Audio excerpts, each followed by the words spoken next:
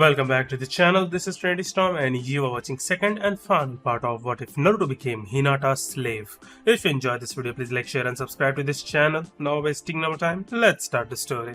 Within the Tower of Hokage. Today, this tower was bustling with various commotions. There was a lot to talk about in its great halls because today was crucial for all of the ninjas in the village as well as the civilian population. Yes, today's Chunin exams were to be held in the village concealed in the leaves. The meeting was called by Hiruzen to talk about possible test takers.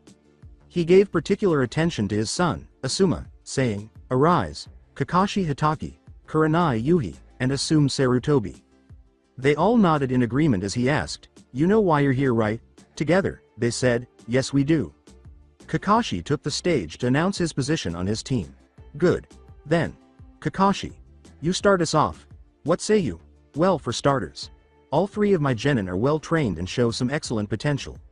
I feel that if they keep this up they'll be able to easily pass the exam." "So, your word, Lord Hokage? I Kakashi Hitaki recommend Team 7 for the Chunin exams." Kurenai couldn't contain her laughter as she said, "I see. Spoken with such confidence. You really are sure about this?" In response, Kakashi grinned and said, "Show off." "Yup. Very well. Kurenai. Your turn." "Lord Hokage, my teams has progressed much over the time we've spent together. The greatest strength just happens to be the only female in the team. I mean that literally. Her physical strength is off the charts. I never would have known that she was capable of holding such power in her muscles alone." "Is that so?" "Yes. In fact, I took the time to calculate the potential weight limit she is able to maintain. Over 6 times her own body weight." Kakashi was taken aback. "Wow.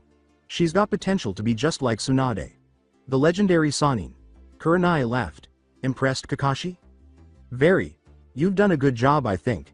She smiled a little more broadly that time and said, "Well, we're tied now." Before he spoke, Hiruzen cleared his throat. "So what is your word, Kurenai?" "Lord Hokage, I Kurenai Yuki recommend Team 8 for the Chunin exams, definitely." "All right, let's keep going. How about you, Asuma?" "I suppose the same is true for me. Overall, I am confident that we have been able to keep up with the best of them, though I have seen both good and bad points. They're unquestionably the children of their father." He spoke with pride. "So what say you, son?" "Hokage, Lord, Team 10 is what I, Asuma Sarutobi, suggest for the Chunin exams. What if that pops?" "My boy is that." They all nodded. "I'm proud of all of you. I can tell you guys are committed to seeing this through to the end. I know a great deal about the exploits of your team. Although they are not exactly what I had envisioned, they are still very impressive. All right, the session is now over. You're all fired." "All right," they all exclaimed. "I do hope you know what you're doing, Kakashi," and then vanished from view, leaving Hiruzen to consider those entries. "As strongly as I would like to think otherwise, I have negative feelings about this. Grounds for training, we." With a very good reason to gather his genin for the big announcement, Kakashi had made his way to the grounds to find his team waiting for him to return, and he wanted to break the news to them gently. "You're there, sensei. Why did you take that?" Sasuke, who already knew the answer, was asked. "Well, you see, I was helping a cat cross the road and got caught up in some idle chit-chat with a friend of mine." "I see. Anyway." Hinata approached with Naruto in tow, and something about him surprised Kakashi, who didn't want to press the issue because there was a more important one at hand. He handed out 3 sheets of paper to each person, saying, "Kakashi-sensei."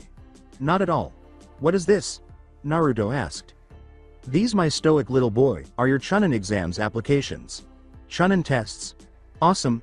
Kakashi nodded, but it took his brain 10 seconds to process the idea before his eyes suddenly blinked up like rockets after he heard Naruto say, "Cool." Did he say, "Cool"? In response, Naruto said, yes I did."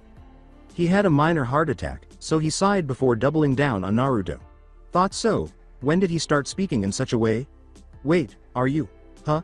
Did he say? Call it a breakthrough." Sasuke raised an eyebrow at Hinata as she used the quotation mark finger. "Was that the best word choice to use?" he asked. "I'd have referred to it as divine intervention." "I see. Hold on. Breakthrough? How?" Naruto grinned and said, "I've got a little friend on the inside." "What?" Hinata put her hand on his mouth. "Naruto, you're just making him more confused. We should just let it go, in my opinion." "Are you certain? He should know, after all." "Oh my god, hold on, is How Naruto knew what Kakashi was thinking baffled him. Calm down, Kakashi, nothing like that. Are you able to read my thoughts? Kakashi chose to test his hypothesis. Naruto, screw you. Kakashi waited a moment, but Naruto took no action. Okay, never mind. Naruto, everything is alright, Hinata informed him. Alright. In any case, you're correct.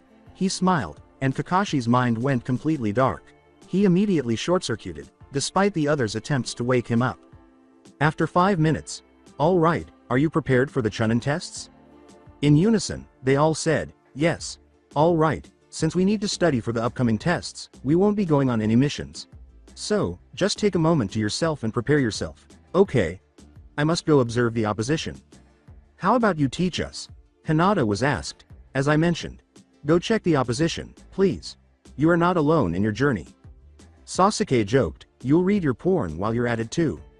Well, I have no idea what you're discussing. You understand? Kakashi fell backwards once more after Naruto said, the porn book with words on it. There was clearly a problem with this boy. Alright. Because you asked so politely, Hinata, I'll stay.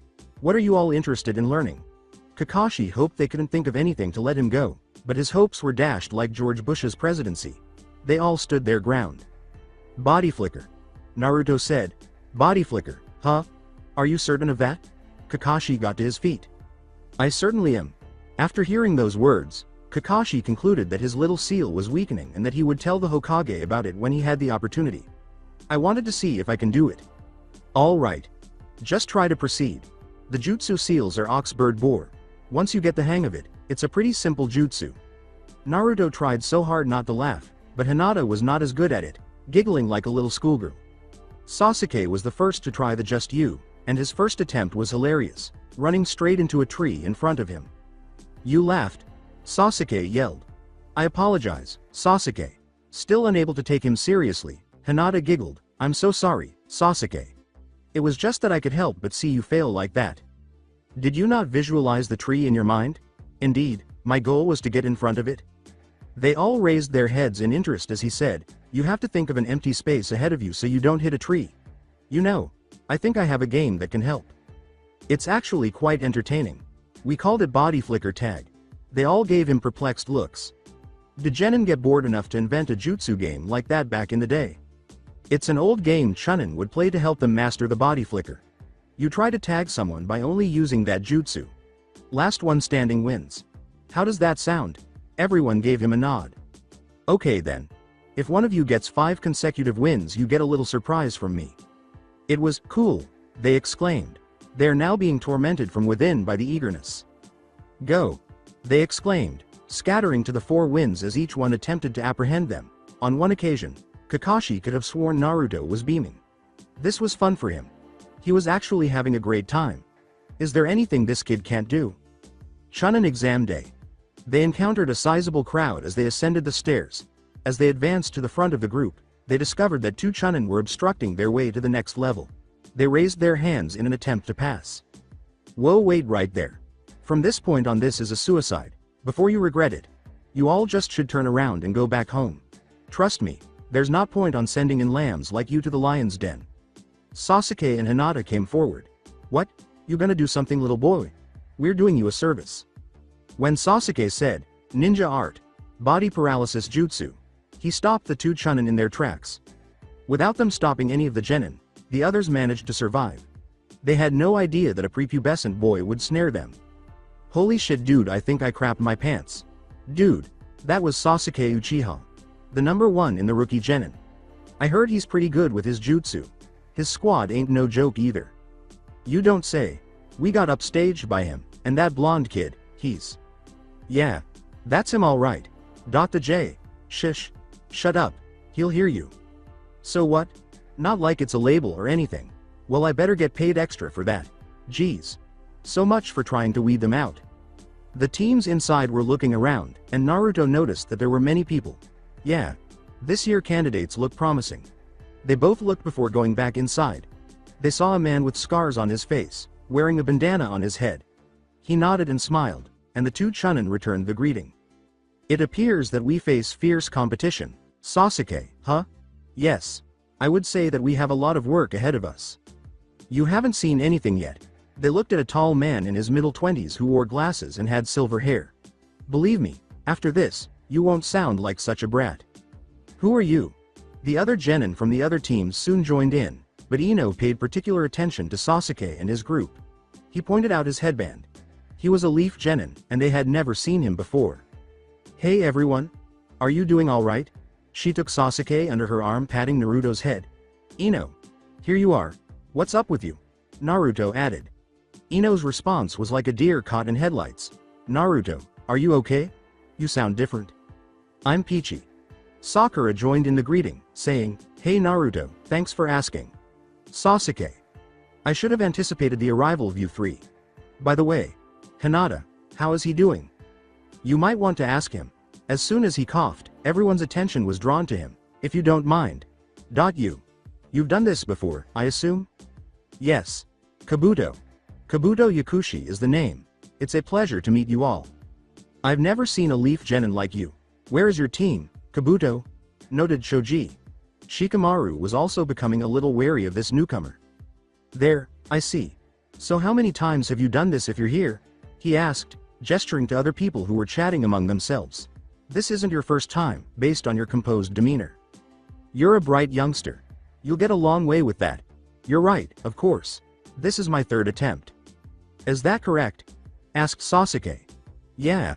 Everyone in here are usually on their first shot, but some have taken this exam twice or 3 times. How hard it is? Don't know. It changes every year. They revamp it so that people who take it again don't get it easy the second time around. So explain to us what we would been expecting, said Kiba. Akamaru, his dog, is barking in agreement. He pulled a number of large cards out of his pockets and said, I don't know. As I mentioned, it changes every year. But I do have something you want to check out. Look at these. Shikamaru recognized them right away. Those are ninja information cards, which essentially contain details about the shinobi who is on them. All right. Who would like to go first, then?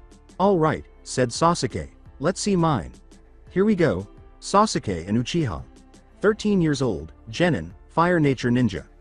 Whoa, you completed your first mission as a rank C. Amazing. Next, do me. The information excited Naruto. Easy killer. Alright. Hyuga. Naruto. .13. Birth date, October 10th. Whoa, are you this girl's servant? He gestured to the flushed Hinata. Well. You see, it's like this. No justifications are required. You are in charge of that. You don't have a chakra nature yet, according to this person. Your jutsu is strong and you have a good rank here. A rank C mission success. You're not as good as this kid. All right, he said, gesturing to Sasuke. It appears that I have a lot of work ahead of me. All right. Who will come next? What about me? Right. Here we are, said Ino, who was interested in learning more about her. Is this you? Yeah, that's me, he said, presenting her with the picture card. This one also came with your card. Haruno Sakura. I am that. Sakura raised her voice. By the way, both of your cards were first edition. Such cards are sought after by collectors worldwide. Really? Yes, let's begin with you, Ino. Yamanaka Ino, they said. Blonde hair color. Strong men are preferred. Mental jutsu is good. I see that your clan has mind. Altering jutsu as a Kekkei Genkei. Aw shucks. She chuckled. But hold on, you've only completed 2 C ranks and 12 D ranks. Which were both completed easily. You appear to be a promising candidate. Well, what do you expect? I've got a pretty kick-ass team. Too bad your jutsu is limited to just this mind-body transfer. I don't know how you can get by with just that one jutsu in your arsenal. You don't even have an element. Sakura teased. CHAA. Hell yeah. I got you beat princess. Kabuto said, you're no better Sakura. This instantly destroyed the mood. Your data is so small I think a regular kid would have done much better. She grabbed the cards and said, what? Let me see that. She concealed it from everyone else after reading it in. Oh. You were talking all that good shit a second, now you're embarrassed Sakura. Can it? This card's just wrong. The cards never lie. Ever though I said they're collectible, it's only because it came with Ino's the face is all that's going for ya. Grr. This can't be true. As Sakura read the card out loud, Ino was able to grab it and say, it is. Let's see here, Haruno, Sakura. Hair color, pink, rank, genin, part of Kurenai's team. Has the ability to lift 6 times her body weight. No jutsu. And 6D rank missions. Wow, this is pathetic. I still don't get how this is a first edition. After saying, "Damn you Ino," Kabuto returned the card and shuffled it in. Suddenly, he wanted to look up Naruto. Do those have info on anyone? Yeah. Anybody, got someone in mind? I do. Gaara. Let's see here. Gaara. Gaara. Here he is. Age. Unknown, Hidden Sand Village genin. Has 2 siblings which are part of his team. No. Impossible, this can't be right. Sasuke asked, what? What it is? Naruto was reassured that he was a formidable opponent after hearing the statement. This kid racked up 20D ranks, 8C ranks, and 3B ranks mission without getting a single scratch. There's no way he would be able to pull that off. The man with the bandana clapped his hands shortly after. The Chunin standing behind him and the entire room turning toward him. He told the crowd, "That's enough chit-chat." Before he spoke again, the genin began to whisper among themselves. "Welcome to the Chunin exams, ladies. This is where you will test your skills and gain your rightful title of Chunin. If you live past this point, well, I'll make this simple for ya. The first exams starts now." They resumed their conversation. They had no idea what was happening. What were they meant to accomplish? What are we doing? I'll explain. We were gonna do a written exam, but since that idea didn't work so well, this year we are just gonna go ahead and just pass you all. What? Everyone joined in the celebration, saying, "Yeah, you all passed." However, they all said, turning around. Half of the room quickly left after he said, "You all have to leave this room to officially pass. That's the only way. Anyone who stays fails." Sasuke stopped Naruto and the other rookie genin from leaving just as they were about to do so. "Guys, don't move. Stay where you are." "What are you talking about, Sasuke? It's an easy pass." Before the proctor spoke, less than a quarter of the room was still standing. "No, Naruto. It's too simple. Something's not right." "Alright. This is all I get, huh? You sure you want to stay in here? You'll fail if you do." Sasuke said, "I'll risk it." He was obviously onto something. Soon after, the others had taken their seats again out of fear of the exact words he was going to say. He instructed a Chunin Kunoichi to shut the double doors in front of her, saying, "Very well then. Close the door, Tsubaki." She smirked shortly after shutting the door. After some time, cries of shame and rage came from outside. "Geez. I guess some people can't just take loss too well." Naruto asked, "What do you mean? What's this about?" "You know when I said you all passed, I meant it." "Huh?" he asked, scratching his bewildered head. Sasuke was already aware of his small-scale deception. "I knew it. You wanted to weed us out like this? Any real ninja could have seen beyond this as a lie. No ninjutsu. No genjutsu. You tricked us. Right. Being a ninja means you are gifted with the art of deception and espionage. Any ninja can gather information and cheat. But the hardest thing anyone can do is lie. It's the fact the lying is so unethical that we can take advantage of anyone and everyone. The fact that you're still sitting here means that you've seen through that. Congratulations. You've officially passed the first part of the Chunin exams. You're one step closer." Wow. That was so simple yet so complex. Falling for that would have been so embarrassing. Sasuke grinned and said, "That or not catching it on time." The others chuckled. When he said that, he turned to face Naruto.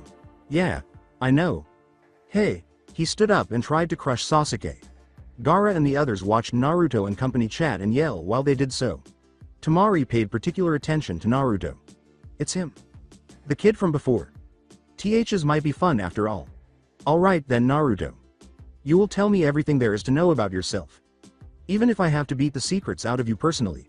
She laughed and puckered up in anticipation. "You seem rather happy, Temari. See something you like?" said Gaara. "Yes. In fact I do. That kid over there. I think he's hiding something. His aura is just too enticing. He must have a secret or two.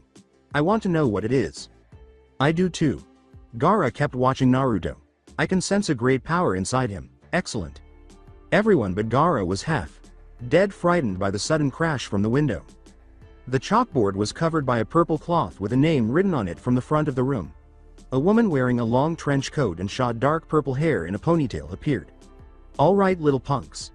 Enough fooling around. Time for the second part of the exam." I am your proctor for the second course. Anko Midarashi. Let's get movin', she walked out the door. All of a sudden, the former proctor cleared his throat. Anko Ibiki, the former proctor, stood there and said, "Geez Ibiki. You've gone soft on me. So much fresh meat here. I thought you'd be able to get it out in one shot Ibiki." She examined the rumors about rookie Genin and said, "Well, let's just say we've got a promising group this year. Focusing especially on Sasuke and Naruto. Well, if it isn't the Uchiha doll and Blondie. Just my type." Sasuke and Naruto were frightened by this woman for some reason. The rest of the room caught her attention. She turned back to Naruto and said, "I guess this looks okay, but I have to admit, I never would have imagined you'd be here, kid. So tell me, how's life with the missus?" "I'm fine. How did you know about me?" "There's nothing I don't know about the village. Actually, I know a great many things. If you want, I could show you what I mean." She grinned. "In fact, I want to teach you all a great many things. Allow me, Anko Midarashi, to guide you there. Hopefully in one piece." Anko. So grab your shit and get ready. The second part of the exam starts now. Anko. What Ibiki? You're early, wa? She asked. You're a half hour early. Give them time to get ready. I'll send them to you in that time. You gotta be kidding me. Nope. Alright. Very well. Meet me at the fenced off area in 30 minutes. Got that? Yes ma'am. Oh yeah, and one more thing. If you have any loved ones back home, send them a little card. That might be the last thing you ever do. She laughed. They all departed while the strange atmosphere persisted. Hold on. Naruto. You stay, I want to talk to you. Hinata took his hand and said, sure. She was trembling to him like a leaf. It's alright Hinata. I'll be fine. She released him while maintaining a close watch on Anko. Okay Naruto. The person in question was aware of the stare. Hearing that she was a little defensive about him surprised her a little. Only Anko and Naruto were still sitting in their chairs after the entire room had been cleared. Her arms rest on the chair's back as she sits in front of him. The backrest had been pressed against her chest. So before we begin, I just want to say you've come a long way since the way you were left in his care. Haishi. Well yeah, he's been a great help. Good. Now, about that seal. There was something that Kakashi had told about it. He also noted your behavior changes over these past few months. With that said, how do you feel? I feel great. In fact, I'm better than ever. Do you still feel the need Naruto to be with her? Well, I can't say I don't. I mean, I am beginning to get over it, but at the same time, the seal is what keeps me connected to her. If I got rid of it, I wonder if I can still be with her. She placed her hand on his cheek. You'll be fine. The seal doesn't have to be the thing that keep her close to you, okay? Yeah. So you're thinking that I've progressed in unsealing myself, is that all? Everyone in the village is worried about you. Even the Hokage. It's our job to make sure you're back to yourself, okay? Right. Thanks Anko. She gave him a playful headshake. That's sensei to you kid. You're still in the exam. Get going. I'll meet you there, and don't worry. I'm sure you'll do fine. Kakashi said you're not one to give up easily. Hee. I guess that's true. Area of the Forest of Death. Alright pansies. This is the second part of the exam. The area back there is the known around here as Area 44. Otherwise known as the Forest of Death. The reason we call it that is cause usually, no one makes it out alive. Not at all. This is unbelievable. The Hidden Leaf is a place like this? Absolutely not. Girly men, calm down. What you will be doing in there will be explained by me. Scrolls were given to you to protect with your life. Together with the other members of your team, you must carry 2 scrolls to the tower in the middle of the forest. You have successfully completed the second section of the test once you arrive. Hold on a minute. Take 2 scrolls to the tower, you said. How do we go about doing that? Naruto asked. Anko and sauntered over, grabbing him by the chin with her thumb and index finger, smirking. How I wonder. Naruto, would you mind making a guess? She gave Sasuke a joyful smile and said, very good little boy. We're going to steal the other scroll from another team and get to the tower as fast as we can before another team stops us if we get eaten by anything inside the forest. Either an Earth Scroll or a Heaven Scroll was handed to you to go by. You must take the scroll you lack and arrive at the location before dusk, or else you risk dying. Why don't I find this surprising? Sasuke jeered. Anko had taken a kunai and raced it across his cheek. This startled Sasuke to take out his knife. Before he was able to holster his weapon, Anko was already on top of him. holding his hands behind his back. Naruto and Hinata had gotten ready for anything. My, aren't you a little shaken? Just the way I like it. You taste pretty good, kid, she said, licking her cheek greedily. Fresh meat. So tasty too. How should I have you, I wonder? Stop sasuking, you pedophile. Now. Where was I? Oh yeah. I was thinking a souffle. Or maybe rotisserie. And as a side dish I'll have some Cajun. Fox. Stew. What do you think? Ino and Sakura yelled, scared to death by Anko's glare. Did she know that Naruto had a fox inside of him? When they spoke, he assumed she was talking about the seal on his forehead. She was a sadistic and perplexing woman. With a pat on his head, she released him, saying, I understand. I'll be careful. Geez. Now, that's the proper way to act. Grab a gate and prepare. When I give the word, you will enter, and you will be on your own after that. Does that make sense? They all nodded, and Naruto looked intently at everyone in the room, especially Gaara, who had his eye on both the girl and him. I just hope we don't run into them in there, he said. I'd be afraid to see what he does in there. All right, ready, set, go. Before Naruto entered, Anko placed a hand on his shoulder and said, Hey Naruto. I have one more piece of advice for you. Whatever you do, don't you dare die in there. I won't forgive you if you do. The gates had opened, and each team entered the area without turning around. I won't let you down, sensei. She smiled and gave him a small pat on the cheek, saying, I know you won't. Now get in there and watch out. You never know what might be hiding in that forest. I don't even know. It's possible that time paused there. Anko couldn't help but sigh as he vanished into the darkness of the woods. God. Naruto couldn't understand what she said about time stopping. Could she mean that there were creatures inside the forest that were thought to have been extinct? He didn't know. But none of that mattered. He was determined to finish the exam and make his friends and Hinata proud of him. You too, Kushina, would have been proud of your son if you were here to see this Minato. He still looks like him. He has grown into a good youngster. In the middle of the forest after entering, they used their earth scroll to jump up and down the trees in search of anyone, searching everywhere but failing to find anyone. They then gave themselves a little respite when they arrived at a resting place. We are aware that the man with the red hair could be an adversary. We must exercise caution in this area. We have no idea what we are facing. Now let's start planning. Now, our own shinobi are the enemy. What did Kabuto's cards teach us, then? I think Kurena's team is the strongest of all of us. There would be some issues with Kiba and Shino if Sakura were excluded. Therefore, I believe that before we fight them, we should decide who we will eliminate first. Well then we should see who has the scroll we need. Alright, I was able to use my Sharingan to survey the area. For now, it's obvious, but just in case. Hinata. I want you to use your Byakugan when we move again. Right, Sasuke? Sasuke, how about me? If I snap my fingers, it means we all split up. You hang back with me. It is likely that they will surprise us with a jutsu move. However, neither ninjutsu nor genjutsu will be a concern for us. I'll see it through if I'm around. Got it.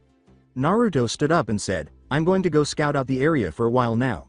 I'll see if we can find us some food. Hinata, I won't be here for long. Please be careful, Naruto. Wait. We need an identity password, just in case we know it's you.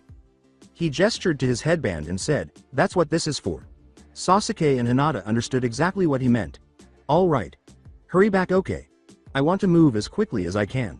We cannot remain here for very long. All right. Hinata, I'll be back. Call me in case something goes wrong.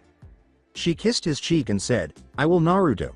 He went off to explore the area and returned a few minutes later with some berries, saying, I got some berries from a nearby bush. Sasuke had noticed Naruto's gait and, sure enough, he was not behaving like himself. Naruto. See, is that really you? Are you sure that's you, Naruto? He asked, gesturing to the headband, which made Hinata suddenly doubt herself. Of course it's me. With effortless ease, he said, jump up and down and call me Mama, Mama.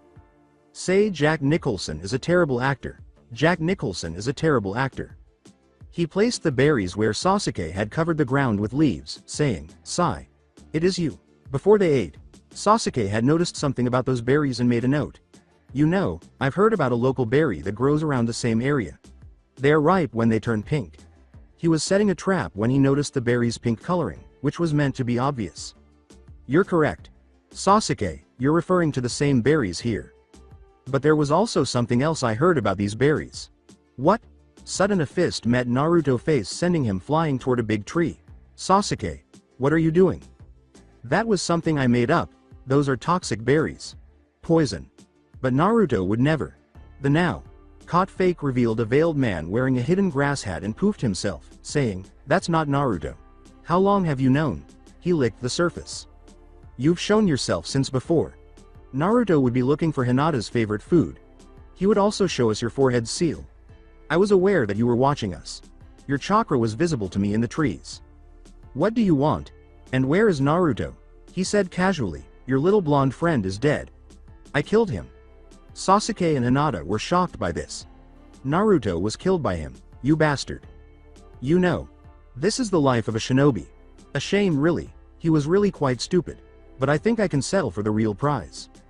What do you mean?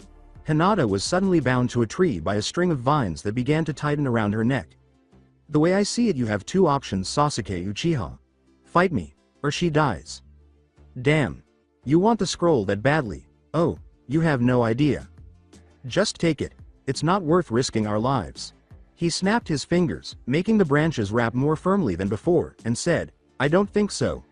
Hinata let out a painful scream at this. Like I said, you have no idea. Now, if you don't mind. Fine. Take it. Don't do it. A voice shouted from above. Sasuke had noticed that Naruto was covered in slime of some sort. Don't give him that scroll, Sasuke. This guy's a pushover, we can take him. Persistent little brat, aren't you? He asked, making a number of hand signals and placing them on the floor. Summoning jutsu. Giant snakes with 6-inch poison. Laced fangs erupted from the ground. Not again. I just got rid of you. The two snakes sprang at Naruto, screaming, "You won't survive this one. Kill them." He dodged the blows and summoned his sword, which he had been keeping hidden for some time. He took it out and cut the snakes into ribbons. Sasuke spent time removing Hinata from the vines. He landed a few feet short of Naruto after being kicked out of the way. Soon after, more vines bound his arms and tangled his feet to the ground. Now, Sasuke was facing this extremely skilled grass ninja directly.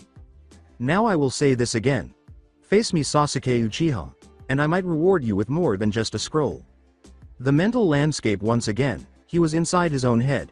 His soul had once again been haunted by the sewers in his mind. Naruto was confronted by his prisoner. Naruto.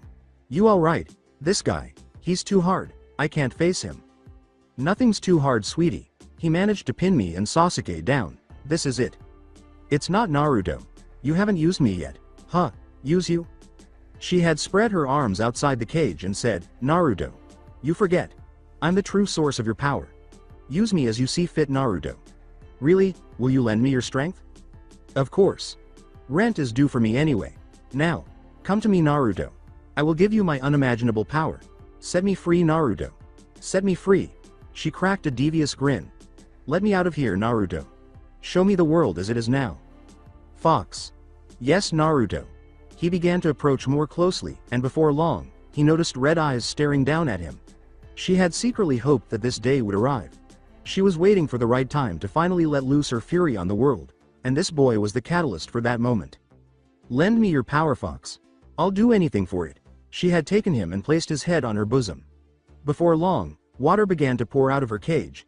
You will have but a taste of my true strength. Now, bathe in my power, Naruto. Let it drench your very soul. Slowly, Naruto had begun to lose himself in her. He closed his eyes and entered a profound subconscious. Outside, the grass shinobi said, What's the matter, Sasuke? Getting scared? He nearly hissed at him in his voice. Sasuke shot back, Damn you. I won't let you get away with this. He was now directing his Sharingan at his opponent.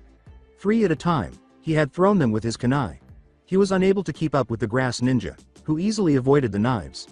They had begun trading blows with each other. Neither side is giving the other a quarter. The grass ninja sent Sasuke flying toward the tree behind him with a single blow.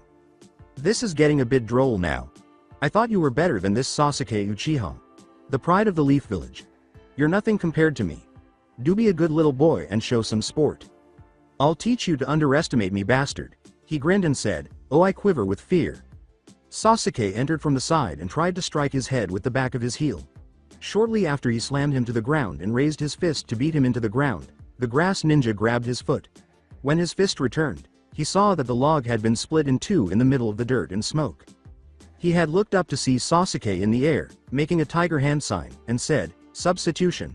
Good boy. This can't be good."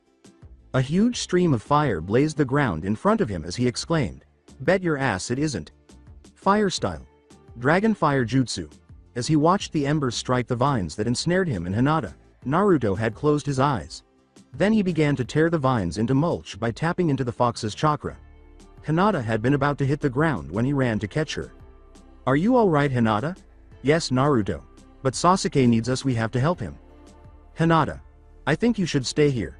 Protect the scroll. I'll go help Sasuke." "Naruto. He's my teammate too. Hinata, you can't get hurt for our sakes. For once, listen to me." Naruto. She had glimpsed his strength all of a sudden. She had missed seeing something there ever since he entered her life. This is the Naruto Hinata Hyuga that Hyuga recalled. "Alright. But if you need my help I will come running." "Thanks, milady. I promise I'll make this up to you." She had embraced him tightly from behind. She was hesitant to release him, saying, "Be careful, Naruto." It all rested on his shoulders now. Both sides displayed signs of exhaustion as the battle progressed, reaching new heights. More than anything, Sasuke had been impacted by his exhausted state.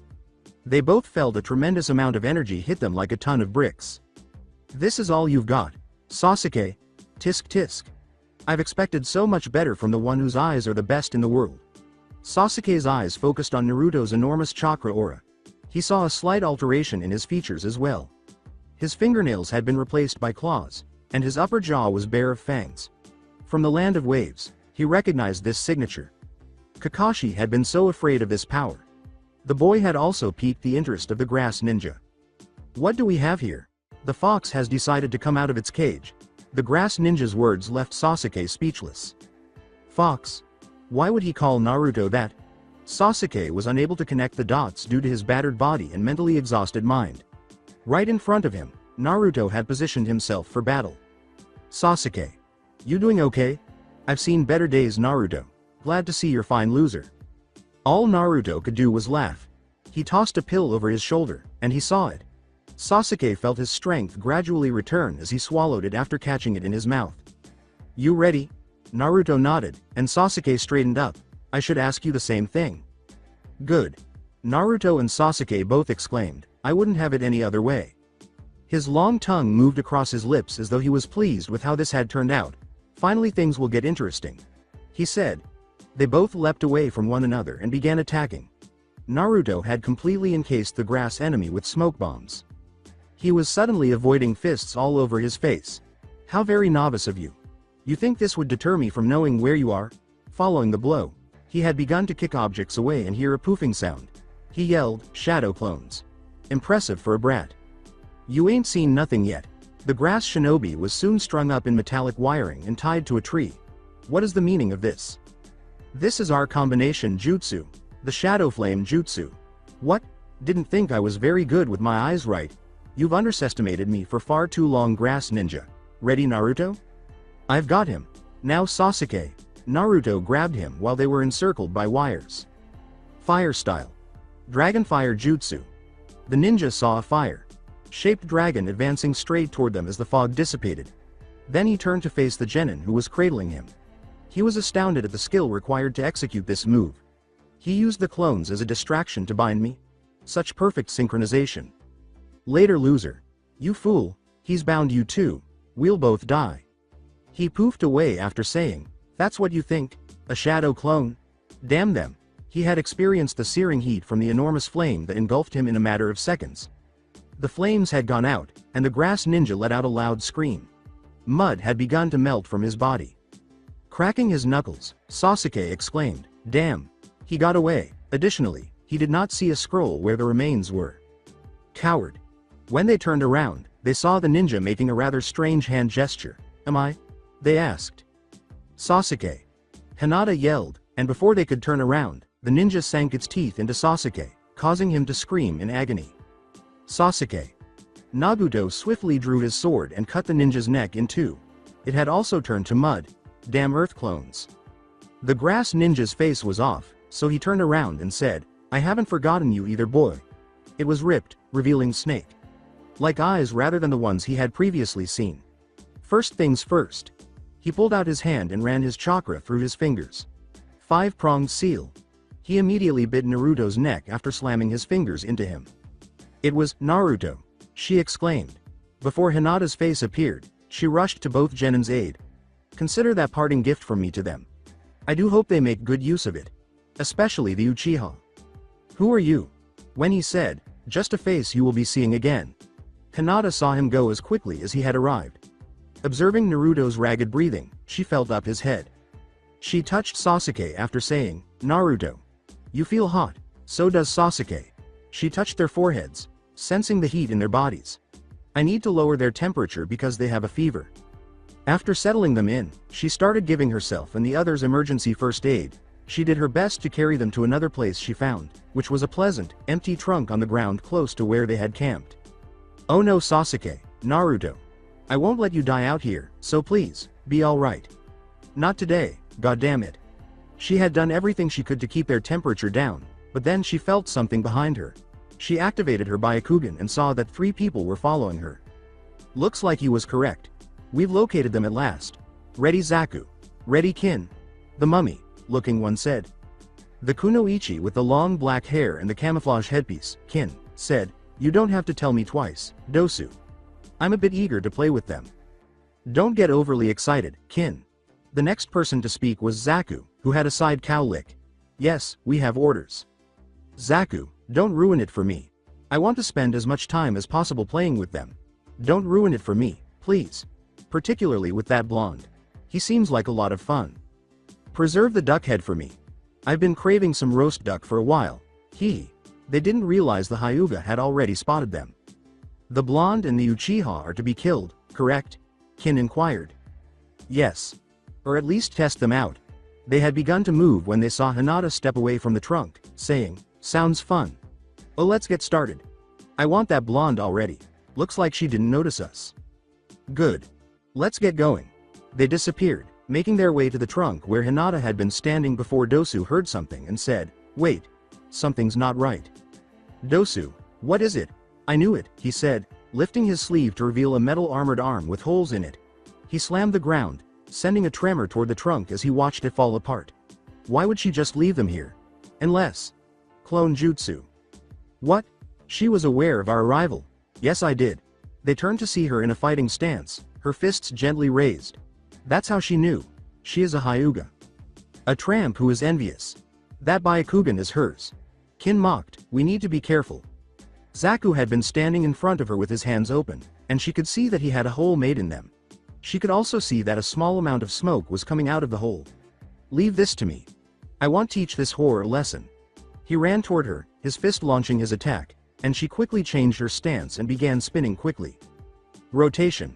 After shouting and knocking Dosu back into trees, Hinata pursued him and attempted to remove him, saying, I won't let you hurt my loved ones.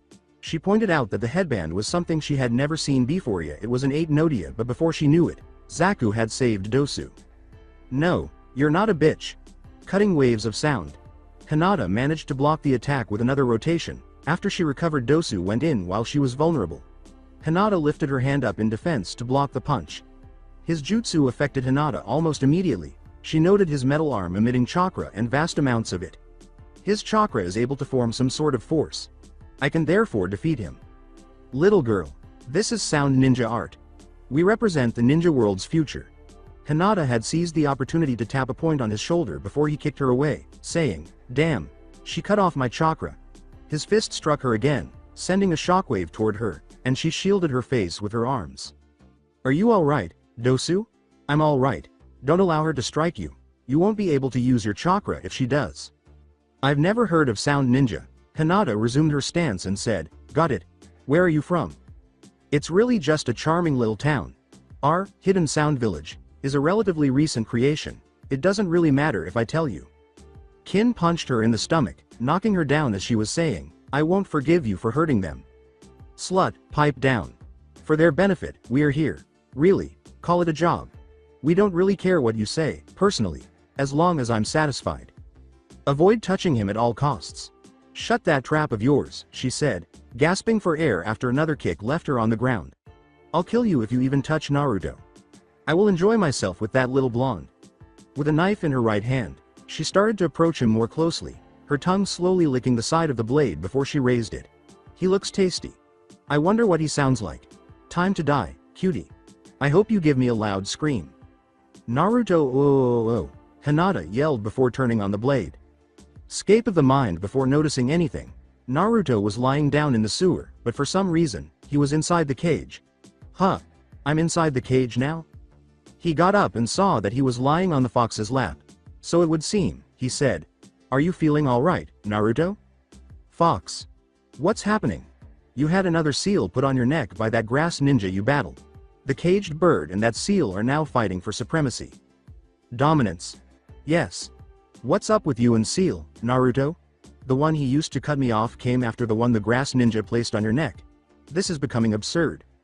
I'm guessing if the grass ninja wins it's not good. Not one bit. What must we accomplish? Are you unable to take action?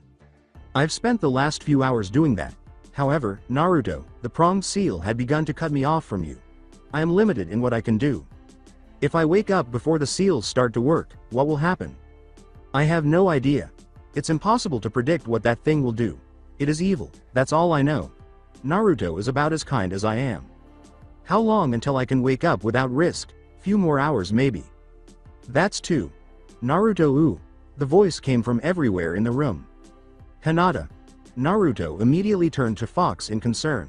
I don't have time like that, it's premature. I'm not interested, I'm needed by Hinata. Naruto, don't be a foe. She was interrupted by a wave of dark chakra, and the sheer power of its evil left her speechless. Oh no. The Uchiha has awoken. She turned to face Naruto, who was wearing a determined expression. Don't you dare, Naruto.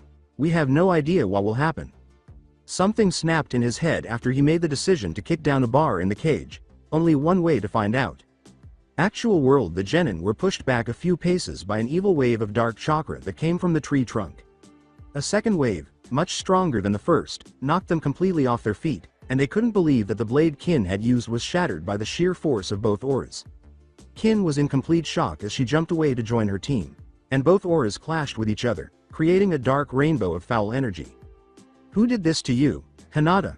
Sasuke spoke, and Hinata shuddered from the evil emanating from them. Zaku had yelled at them without fear. All right, look at what we have. They both turned to the sound team. Naruto's aura had abruptly changed from purple to red, with a giant seal of some sort covering his body. Runes ran along his body, and a swirl appeared from underneath his clothes. A tail had grown from behind him as his ear gradually changed, pointing slightly upward, and his fangs had begun to bare themselves. Ino, Shikamaru, and Choji had witnessed the entire event, and just as they were ready to leap in, they sensed the incredibly powerful presence among them. Suddenly, three shadows appeared from the side, watching them from a great distance. What's up with them? Naruto and Sasuke can't be together. This aura is almost repulsive. Naruto even altered the shape of his body. Take a look at him. His hands and eyes have completely changed. Choji mentioned the flame, like markings along Sasuke's body, and said, yeah, but Sasuke's got some weird tattoos all over his body. This ain't normal chakra. This chakra is almost conniving. It's a terrible chakra. Zaku raised his arms in attack as Naruto and Sasuke approached him, saying, are you ready to fight now? Commence, punks. Zaku. Halt. Something is wrong. Dosu yelled, they're not themselves. Zaku smiled, ignoring him and getting ready to strike. With one move, I'll blow them all away. Supersonic wave slicing. When the dust settled, nothing was left standing after a tremendous blast of wind blasted down on them, destroying everything in its path. Look at that, Dosu. They were completely destroyed. With a smug shout, he saw two dark shadows suddenly emerge behind him. Who was it? When Zaku looked over, he saw Sasuke standing beside him. He took his arms behind his back and knelt down, pressing his foot against his back as though he were about to tear them off. Don't you think he loves these arms, Sasuke? Yes, he does, Naruto. Zaku tried to beg them, but Sasuke already grinned and said, I'd hate to think if something bad happened to them. What are you doing? I was just kidding, man. Come on, here, toss me a bone. The worst was yet to come. When Sasuke released Zaku, who had fallen on his back with his broken arms, Naruto had already started pressing his foot against his chest. Alright. I'll do that. Sasuke began pulling as hard as he could, and Hinata screamed in fear at the sounds of bones snapping. He gave a menacing sneer. Wait. I can clarify. It was him. He identified himself as H. Naruto was proud of himself when a tingling scream reverberated through the forest. What was that? Oro, what? I didn't hear you clearly. Uruhuhu. Ho. Chi. Ma. Once more, he stomped his foot firmly, saying, I'm sorry. I didn't get that part. Say again. Kin yelled. Zaku. Stop it, you monsters. There was another scream. As she stood there, Ino was appalled at the transformation of her two closest friends. Oh god. This is horrible. Even to enemy shinobi this isn't right. That's not Naruto or Sasuke. No.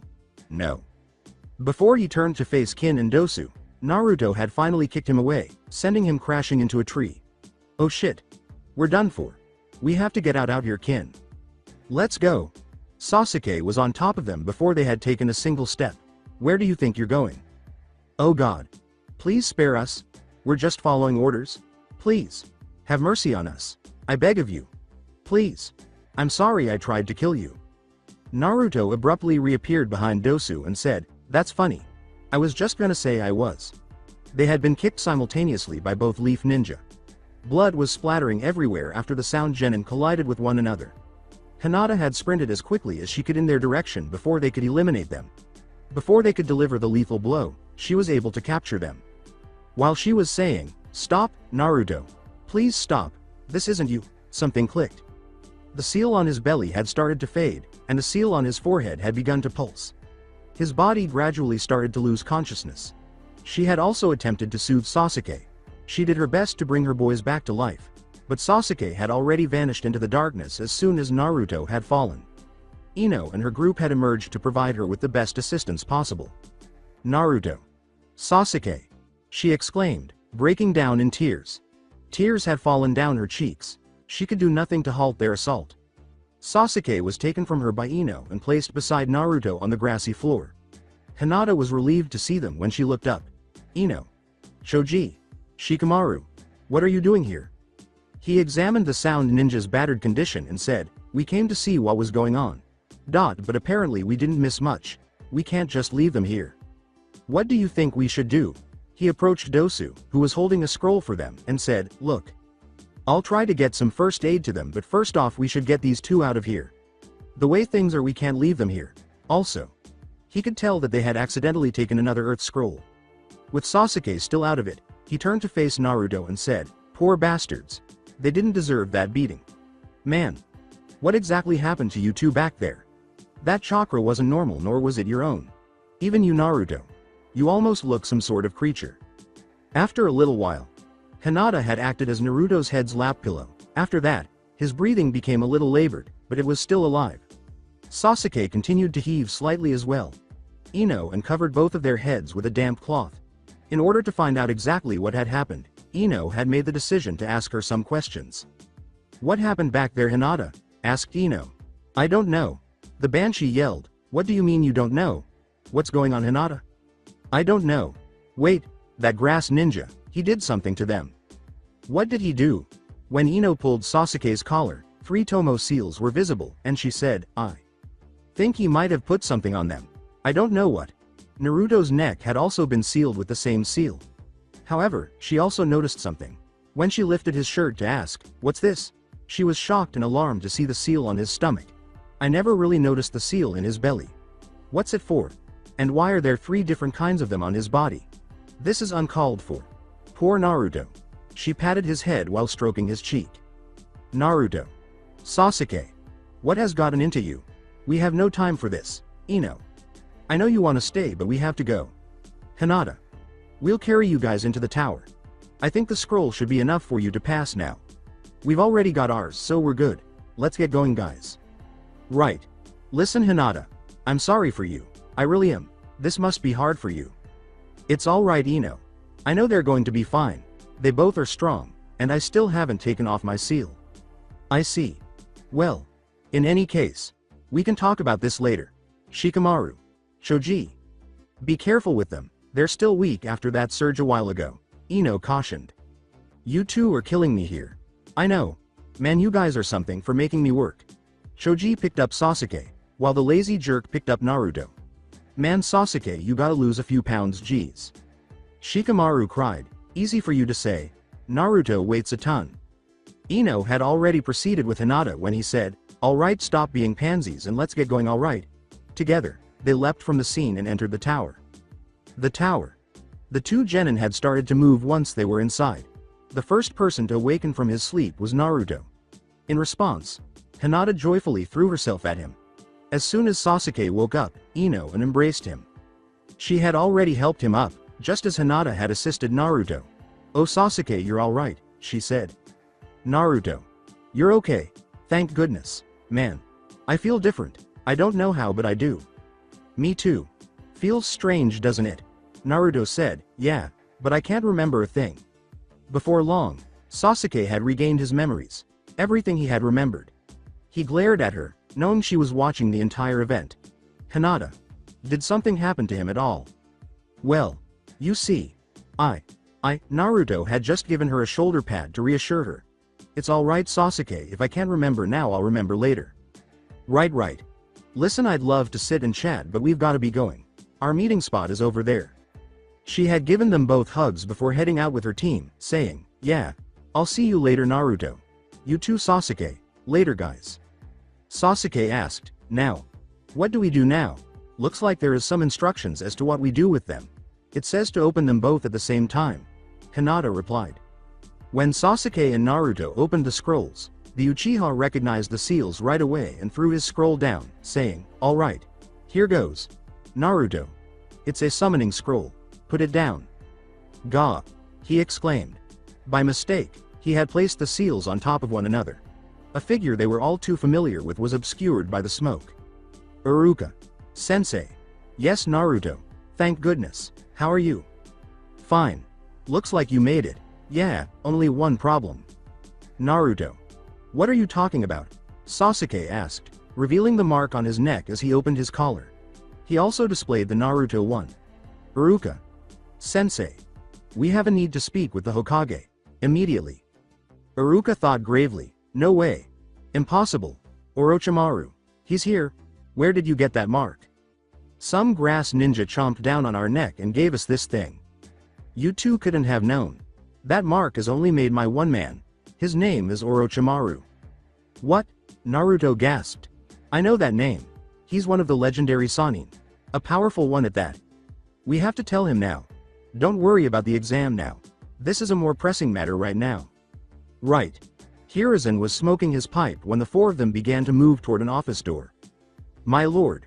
Squad 7 has arrived with terrible news. I know. Send them in. They had summoned them in, and they said, yes my lord.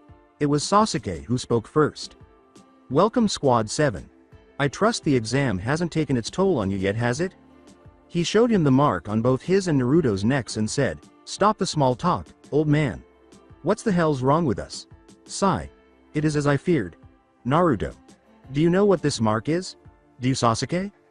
Hokage, all I know is that some creepy humanoid bit me in the neck and gave us this. Yes. And this is the problem, even worse than I had feared. But why you? I would have understood if he had gone after you Sasuke, but to take you as well. Lord Hokage. There was something that bothered me also. He had done something to Naruto's belly as well. When Naruto lifted his shirt, he was horrified to see 5 elemental symbols surrounding the seal that prevented the 9 tails from attacking. What? Let me see. He asked. The 5-pronged seal. So it is true, he knows. About the fox? I guessed as much, Sasuke exclaimed. Fox? You don't mean? This startled him. So that orange chakra during the Land of Waves wasn't his. That was the 9-tailed fox, wasn't it? Yes Sasuke. I assumed Naruto left that part out, did he? He had gazed at Naruto and said, he did. Anything else I need to know? Sorry I didn't tell you. And that is good. The less people to know the better. There are people other than him who want that fox. Even them. Naruto and the others didn't know exactly what he was talking about. Iruka had already known who Hiruzen was mentions. That's right. Them. Excellent. I should tell you everything there is to know about the fabled Sannin. Orochimaru. Sitting in his bed, Naruto reflected on what the Hokage had revealed to them. He remembered everything that had been said to him about this new foe. They were someone to be aware of and feared. It was the first time in his life that he had heard of this man. Indeed, this was a novel discovery. Prior to the room was silent until Sasuke spoke, one of the great Sannin and a traitor to this village, Orochimaru. Wait, you mean you're telling us we fought a Sannin out there? He replied. You fought him? Inquired Iruka. Both of them gave the Hokage a nod. Iruka marveled at their survival. They claimed that this man could kill a man without even trying. He resembled the feared basilisk in human form. How did it go? Naruto pulled his shirt down to reveal the cursed seal on his right shoulder and said, not good. Naruto's mark and Sasuke's were on the same side. When the boys revealed their cursed marks to Sarutobi, his face went white.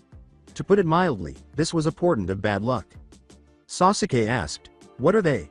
The Hokage smoked a cigarette. He maintained his composure to help the others do the same. He answered, those are the cursed seals. The genin gave Hiruzen a raised eyebrow. Cursed seals? Naruto asked. The hell does that mean? Indeed. They primarily grant an increase to a ninja's chakra and power. When activated, they can push the user's strength to beyond the brink. However, this does not go without its risk. Which is? Asked Sake. He had a sense of where this was headed. While using the power of the cursed marks, it weakens the mind of the user. The more power he accesses, the more his mind is lost into the darkness. He may have used the seal for something far more sinister. The boy's gaze widened with worry. However, there is a bright side. As long as you do not use the power of the seal, you will be fine. Now we must do something about this marks on you. Naruto. I feel this seal maybe affect something else inside you as well. I wish to talk to you in private if you don't mind. Hinata heard this and grabbed her hand. We'll be outside. Okay, Naruto?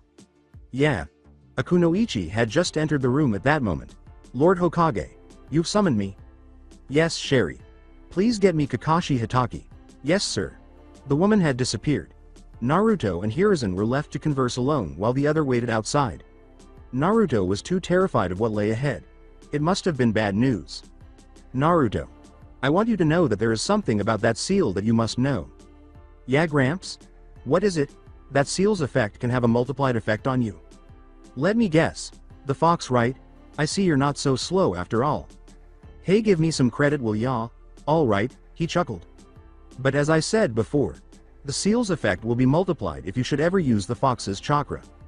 You won't be able to control yourself once you succumb to the fox's influence. I want you to be extra careful not to get carried away with your feelings. Your rage is what triggers the fox's awakening, if you can't calm yourself. I fear we are all doomed, even if I am able to somehow stop it. I will only delay the inevitable. I'm counting on you, Naruto. Do not rely on the fox's power. That cursed seal will only force the fox's foul chakra to surface. Hiruzen had seen it before. Even if you are an Uzumaki, even if the fox somehow escapes from you and you live, the curse will only warp your mind instantly. We will not be able to stop two titans from ending the world. Kushina was the only one I knew who could handle the fox's chakra. Her chakra was unlike anything the Eddie village has ever seen. Bless her heart. He continued to puff on his pipe. Do you understand now, Naruto? He looked down and said, yeah. I got ya, old man. I got ya. Only because he possessed the fox's power had he been able to survive. The one thing he most needed was now out of his reach. Thank you for understanding. You may go. All right. He had already begun to turn to go outside. Oh, Minato. If you were only here. No. If only he was here, Hiruzen said, left to his own devices. Naruto went outside to meet the others. Hinata had grasped his hand and tightly hugged him around the neck with her other arm. Naruto, is everything okay now? Yeah. What's the deal? Naruto talked. Hey, Sasuke. His eyes were suddenly worried as he looked at him. Sasuke could almost see a trace of contempt in his personality. What is it, Naruto? Whatever happens, I need you to take care of her, okay? Naruto. What are you talking about? Sasuke, please, just promise me, okay? Yeah. I got it. I understand. He had turned around and continued to give Sasuke the same expression. Wait. What's going on? I don't understand. Naruto, why are you saying this? Milady, if anything happens to me, I don't want you to save me. I want you to run as fast as you can. Get out of here and never return. Same goes to you, Sasuke. Naruto. What did he tell you? They both understood what he was talking about when he said, I'm much worse than you, Sasuke. Alright. It's on her too. Only a reassuring hand had been put on his shoulder by Hinata. Naruto. I know what you're talking about, and I won't abandon you. You still have to protect me. We made a promise to get that seal off of your forehead. The curse mark is just another obstacle in our way. I know there's nothing bad about you, Naruto. You too, Sasuke. If the worst happens, I'll be there to protect you, okay? Lady Hinata. He felt a sudden jolt to his head. He had relieved the pain by patting his head. Ow. What was that for?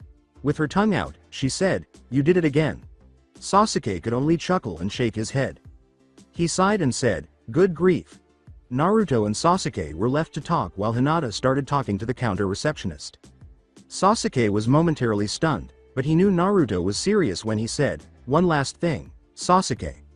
Promise that if we ever go to Orochimaru's side for any reason, the other will kill him. He gave a nod of agreement. Let's return to the present. All right. Sasuke. Now this seal is only good as long as you are willing to keep this at bay. If you show even the slightest bit of weakness, then there's no hope for you, is that understood? Then he shot back, Yeah, I got it, good, now bring in Naruto. You know I think his seal quota might be full at this point. I agree, but I guess we could squeeze in one more. I feel sorry for the guy. All his life it's been seal after seal after seal. He can't even catch a break. Tell me about it, but one more wouldn't hurt him, I suppose. True. At least this one is a good one. Alright then.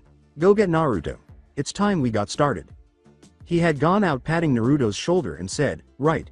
He had gone to meet Kakashi in the dimly lit room. Alright. How do you feel, Naruto? Like a sheet of paper. He laughed and said, That's understandable. Now sit in the sealed circle and take off your shirt. I'm gonna apply the seal now. Geez. Not another one. You can relax.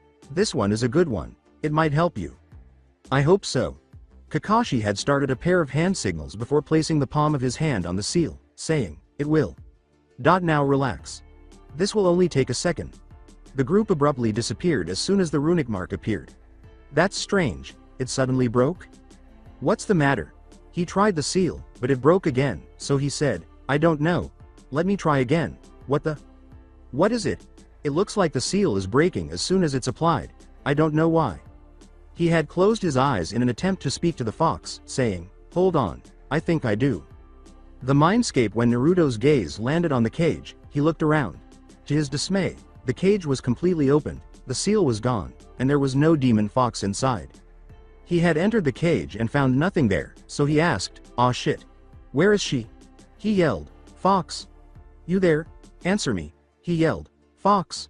Once more, no response was found. He had gone outside and tried to call out once more. He shouted, Fuchs, where are you? As he heard someone running. Suddenly the vixen stepped out of the shadows. She appeared to be panting. Fox. You here after all. She said, Oh thank God, Naruto, it's you. They embraced each other tightly. However, in his instance, he was only embraced by a face full of enormous breasts. She dropped to her knees, bringing herself up to Naruto's eye level after letting go. Fox. You're free. How is that possible? The Kyuubi said, nodding and grinning at him. She sounded almost dejected as she said, Yeah Naruto. I'm free, I guess I should be glad. The Kyuubi gazed at the ground and asked, Why haven't you escaped from here? I mean, isn't that what you wanted? She stuck her tongue out in jest, saying, I didn't want to. I guess I kind of fond of this place. Even if it's a dirty mind. Ha ha ha, I forgot how to laugh. Grinning, she said, kidding Naruto. So how are you still in here? Him. The fox had gestured toward a figure outside the shadows. Aside from having black eyes and a repulsive, evil aura, the figure bore a striking resemblance to Naruto. He had seemingly appeared out of nowhere and approached the two. Well well well. What do we have here? Yelled the ominous, appearing Naruto. Naruto screamed, Who the hell are you? As Naruto heard the voice of the evil clones he remembered, he asked, What's the matter? You forgot about me already? You're the one from the sound battle. He made a joke, smart boy. So you're the one who opened the cage. He slurped his tongue across his lips and said, Once more, this woman is obstructing my plan. If I were to get rid of her, I could have my way with you. Naruto was already positioned behind the fox. I don't know why you're here. But you can take him when you pry him from my cold dead fingers. He grinned and said, you know I can arrange that. You may be a tailed beast but you're still an entity. You still do not exceed death's grasp. If you want him so badly ya freak, come get from me.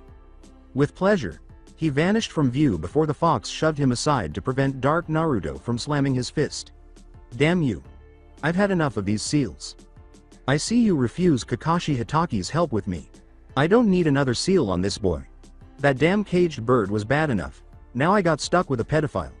I didn't ask for a perverted roommate. This kid not a damn boarding house. He had pushed her away and was kneeling down, swiping at her legs to trip her, saying, you bitch, I'll teach you to underestimate me. Instead, she had retaliated by leaping into the air and kicking upward. He crashed into the metal wall as a result of the attack. His body had been shaped by the dent. Is that really the true power of the most powerful tailed beast in the world? I don't see why Madara really needed you. If you're really a fragment of that monster then you shouldn't hold back. Naruto was perplexed. What monster's fragment? He was more interested in her now than ever. She charged once more, setting her hands on fire with blue flames, saying, don't you dare mention that thing. Or his name. I refuse to go back to that. I won't be made a fool again. She had begun to swing her hands in an attempt to strike her opponent with a fiery blow. She just couldn't keep up with Dark Naruto's speed. She fired one final shot, concentrating it into a ball and slamming it into his chest. He was melted away and set on fire this time. I guess you were all talk after all. When they turned around and saw him again, they asked, was I now? His body was free of burns and scratches. She stammered, no. Impossible. Kyuubi screamed angrily, what? Are you? All Dark Naruto could do was shake his head in dismay. I am the cursed seal. The cursed seal, also known as Curse, launched another attack. After kicking them both to the side, he vanished and then resurfaced behind the pair. He ran at them as they tried to get better. Naruto. I need your help. Right. They had both charged at him simultaneously. While engaging in close quarters combat, the fox offered cover fire. They had done their best to repel him. Both had grown weary of fighting the invader by the end. Naruto called out, how are you this powerful? You really don't get the concept of the cursed seal, do you, Naruto? When the fox said, you can't be this strong even if you're that damn seal. Oh. But I can. I am the alpha to your omega. The yin to your yang. You will just have to admit it. You and I are one now. And pretty soon, so will that Uchiha. So that's your game, then should you want to keep me alive then? I see you're only seeing the bad half of my grand scheme. My aim is not to control you, but to control everything. To play with the world as I see fit. No one will ever oppose me, as long as I have it. No, you don't mean, you bastard, I won't allow it, I won't. Oh, what's the matter? Afraid Humpty Dumpty will be put back together again? No, I won't go through that again. I fucking kill you before that thing is brought back again. Oh. But you're only wasting your time, my dear. As soon as all the pieces of the puzzle are complete, I will become God himself. With a sudden, hold on a second, Naruto leapt in front of Curse. Now he could see through his mask. He would not allow him to prevail. I've listened to your bullshit long enough. I don't know what she's so scared of, but whatever it is I won't let that happen. Sasuke isn't your little experiment and neither am I. Such courage. You are your mother's son after all. What? He asked abruptly. My mother. He charged at the two once more before the two warriors divided to Curse's sides and began attacking him with everything they had. My. It appears that I've said too much. No matter. I'll just end this charade now. Prepare to die, he said. The fox's fire fists and Naruto's punches were suddenly overwhelming him. They had changed the course of this conflict. Curse's body was so severely bruised and beaten that it was unrecognizable. What? How is this possible? I should have control over you. You forget. This is my mind, and what I say goes, Curse said as a sword materialized over his head and started to move in his direction. The blade split his body in half as it got to his head and then broke into pieces. That oughta hold you for a while, Naruto. Look. They watched as the two parts gradually came back together. He had been exhausted by the last resurrection, for some reason. He crashed on the ground, seemingly exhausted, and then turned to face Naruto. How? Curse stood up, tripping over himself before he could straighten out. It is as you said, Naruto. This is your mindscape, and we are one. You have a habit of not listening to me. The foxes clenched her fists and yelled, damn you. Damn you to hell, you lunatic. He then turned his attention to Kyubi, who appeared battered and exhausted, saying, it's really too bad that the mindscape protects both of us as its master, or you would have been dead the moment I set eyes on you. Fox. You alright? Relax, sweetie, I've been through worse. You sure? Curse went on the attack once more. Yeah. Eyes on boy. Looks like it's round 3. His sleeve exploded with snakes, revealing daggers concealed in their mouths. Now it's my turn. Twin snake sword. He exclaimed. Before the snakes got to them, they exclaimed, goodbye Jinchuriki. I'll make good use of your unique chakra. The snakes were burned alive when the fox's mouth opened and blue flames erupted. You've still got some fight left in you, Nine Tails. So you do live to your reputation. You're really hard to deal with. No wonder he had so much trouble trying to suppress you. Yeah, well, shut the fuck up. I hate it when you talk. Temper. That's not the way a lady should act. Curse got tickled when he said, I should say the same for you, Missy. Then he threw more snakes at them, saying, you're started to annoy me. There was a loud clank as they struck the ground. The blades protrude from their open mouths. After capturing Naruto, she began to jump as hard as she could while avoiding his jutsu. Curse sent a snake to catch her before she landed as a last resort. After leaping out of her arms, Naruto yelled, Fox, look out, and launched himself at the serpent. Naruto, no! He exclaimed, kicking the snake aside. After sticking itself to the ceiling, it poofed away. This is going to go on forever, you know that. He turned to the weary but combat ready Vixen and said, shut up, will ya? Geez, you're fucking Captain Obvious now. Fox. There's only one way we will make it out alive. How? Since I'm in my mindscape, this body cannot use your chakra. Well, duh. Good job pointing that out, boy. As she extended her hand to the fox, Naruto said, just listen. Look, if we can combine our souls into one. I think we might even the playing field. She gave him a perplexed glance. Naruto, you sure this is going to work? Trust me. In here anything is possible. Kyubi slowly nodded at his reasoning before reaching up to take his hand. Okay, Naruto. I trust you, she said. Curse asked himself, what are they doing now? Suddenly, he said, a bright light surrounded them and disappeared almost as quickly. Naruto had begun to glow bright red, and there was no longer a fox to be found. He questioned, what is going on here? All of a sudden, a red energy was spinning around Naruto. All over his body, he had begun to acquire runic seals. No, it can't be. Those are. With one quick kick into the cage, he reappeared behind him after disappearing into nothing. I hope you're ready for your beating. Naruto had already closed the prison in front of him and reapplied the seal before he even realized it. He was suddenly overcome by a feeling, and he knelt down. The fox had slowly risen from his body, her hands covering her lower body and chest. Curse stood angry and bewildered. Ah, no, release me. No, I don't think I will. I shall rip your flesh from your bone, the fox joked, not from in there you won't. So, this was always your plan. But how? You overlook it. I just had to think about you, and she heard. You're in my head. You can't read my mind yet because you haven't been here long enough. He began to rattle the cage, saying, Naruto Uzumaki, you'll regret the day you ever crossed me. He mockingly waved his finger in a circle and said, I bet I do. Naruto, damn you. I'll get what I deserve. Oh, stop talking. I spent more time cooped up there than you did. The fox joked once more, stop being such a girl. Naruto said, this will have to do for now. She answered, yes, until we find a way to defeat him. He scoffed and said, like you can. Naruto honey, why don't we talk somewhere else, like over there? You can't ignore me, I'm already a part of you. I swear on everything that is holy, if you don't shut up in there I will personally rip your tiny cock out, she yelled. You don't scare me. You know what? I'm not playing this game. Let's go, Naruto. As she left Curse, she put her arm around his shoulder and said, right, don't leave me alone. I won't be disregarded. Don't ignore me, you hear me? She put her hand on his shoulders and knelt down to his eye level once they were in an area where he couldn't hear her. All right, Naruto.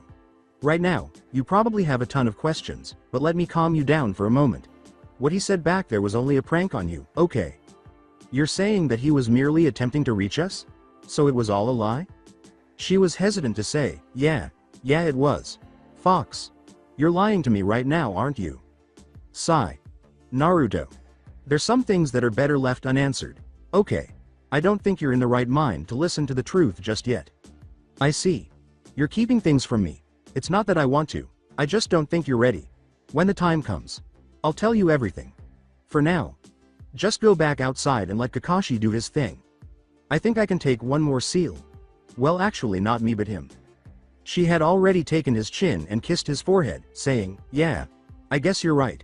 Naruto. Everything will be fine. Trust me. Let's get that caged bird free first. And then the rest will follow.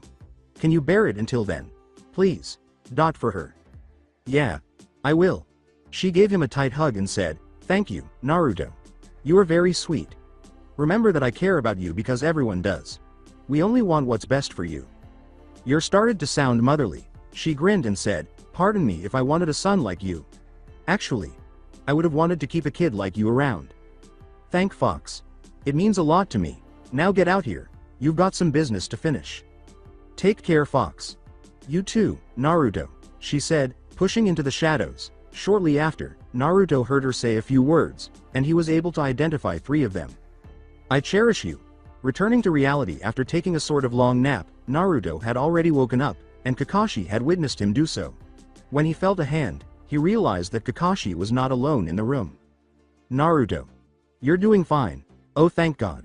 I thought the seal Kakashi gave you was failing. She had already begun repeatedly kissing his forehead and petting his cheeks. No, I'm all right now. Say, is this Kakashi, sensei? Yes, are you prepared now? I had to do a little convincing along with some other things, but we're good now. All right.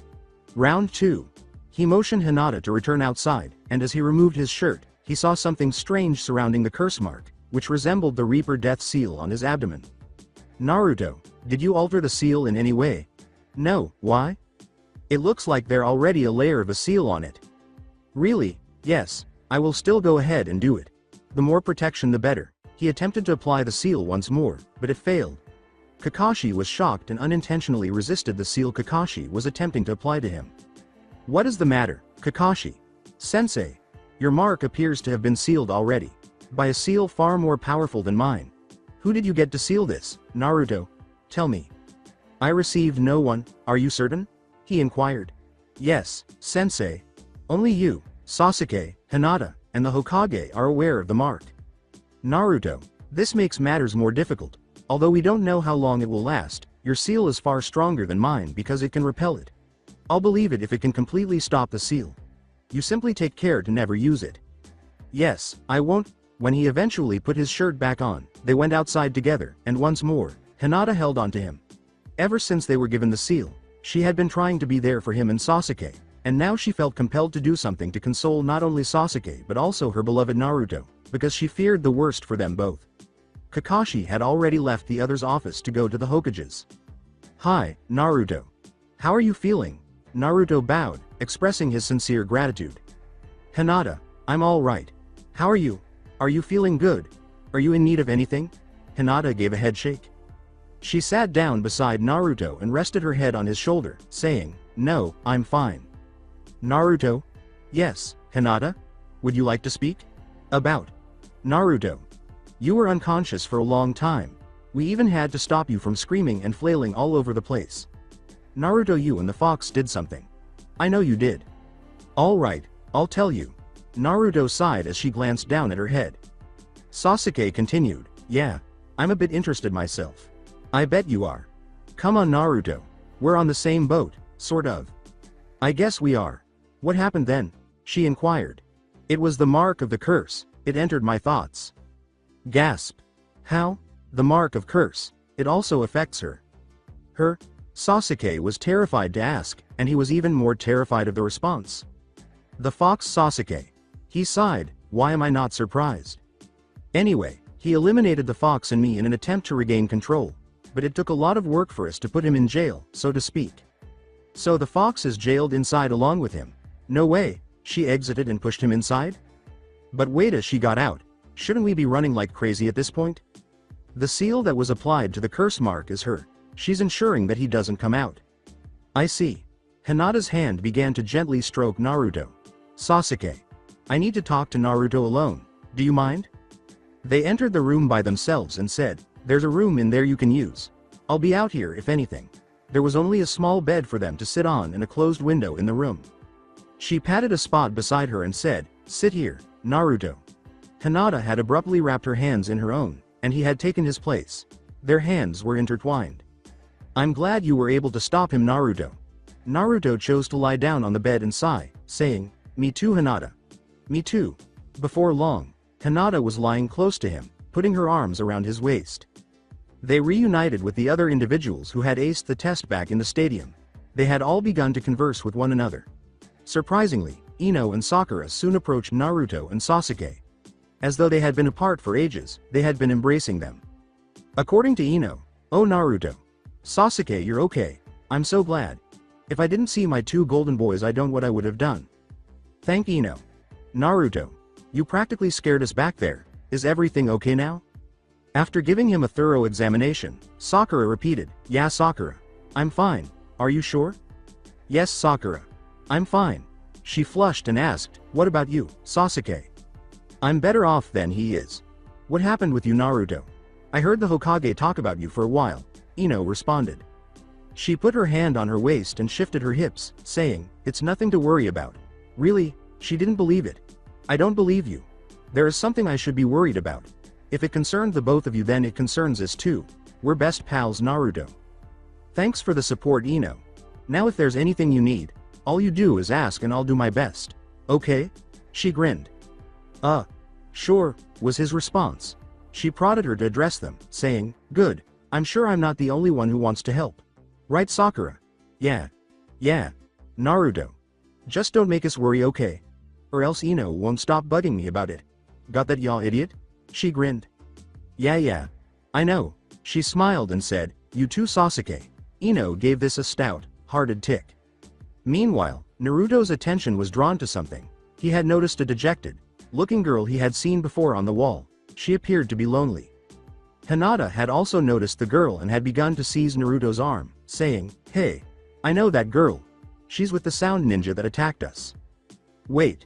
Something's not right. Where's the rest of her squad?" Ino went on, "Who cares? Leave her alone Naruto." He was able to release Hinata and move in the direction of the girl, saying, "I'm going over there." She looked and took a slow step back, saying, "Hey. It's you. Listen. I don't mean any harm. I was just following orders." He showed her the cursed mark, but she also noticed the symbols that overlapped it. "I've got it under control. I'm not going to hurt you, I see. So you mind telling where your friends are? My team's mates are not here. Zaku's dead, and I don't know where Dosu is now." "What's your name, Kin? Thanks for asking. Why are you being so chummy with me now? We're enemies, remember." "That doesn't mean I owe a bit of honor. What I did was horrible. No one should have gone through back there. I'm also sorry for your friend." "No Naruto. Don't apologize. We were just there to test that seal on you. That was all. I don't harbor any feelings of friendship to them." "You should. They're your comrades. I think your friend would have wanted that." "Well, you certainly are quite the charmer, aren't you?" "Oh, sorry. I didn't mean to be." "No, it's fine. It's the first time someone's been so nice to me, thanks." "So are we square?" Looking down, she said, "Yeah, I guess we are." "He's not the kind of guy to just leave you there to rot, is he?" "No, he isn't. I lost my family at a really young age. It was him who took me in. I am thankful for him." "Why? He has only taken advantage of you. You're not getting it. He gave me another chance, but I'm not sure why. I'm really perplexed." "What if you chose to accept our assistance? What are you saying? Why don't you let us help you? I'm sure you can get a real chance at life here." "You're joking. You want to join the Leaf right in the middle of an exam. That's retarded." "You may believe it's a joke, but I'm not kidding. You're not happy there, are you?" "Yes. You simply want to leave this situation away from him, isn't that right?" He had patted her shoulder and said, "But, oh, I don't know." The girls had been listening and watching the entire event and were at a loss for words. "Well, I guess I could give it a shot." "Great, but before I can, there's something I want to know." "Anything. You have the answers, and I need some questions.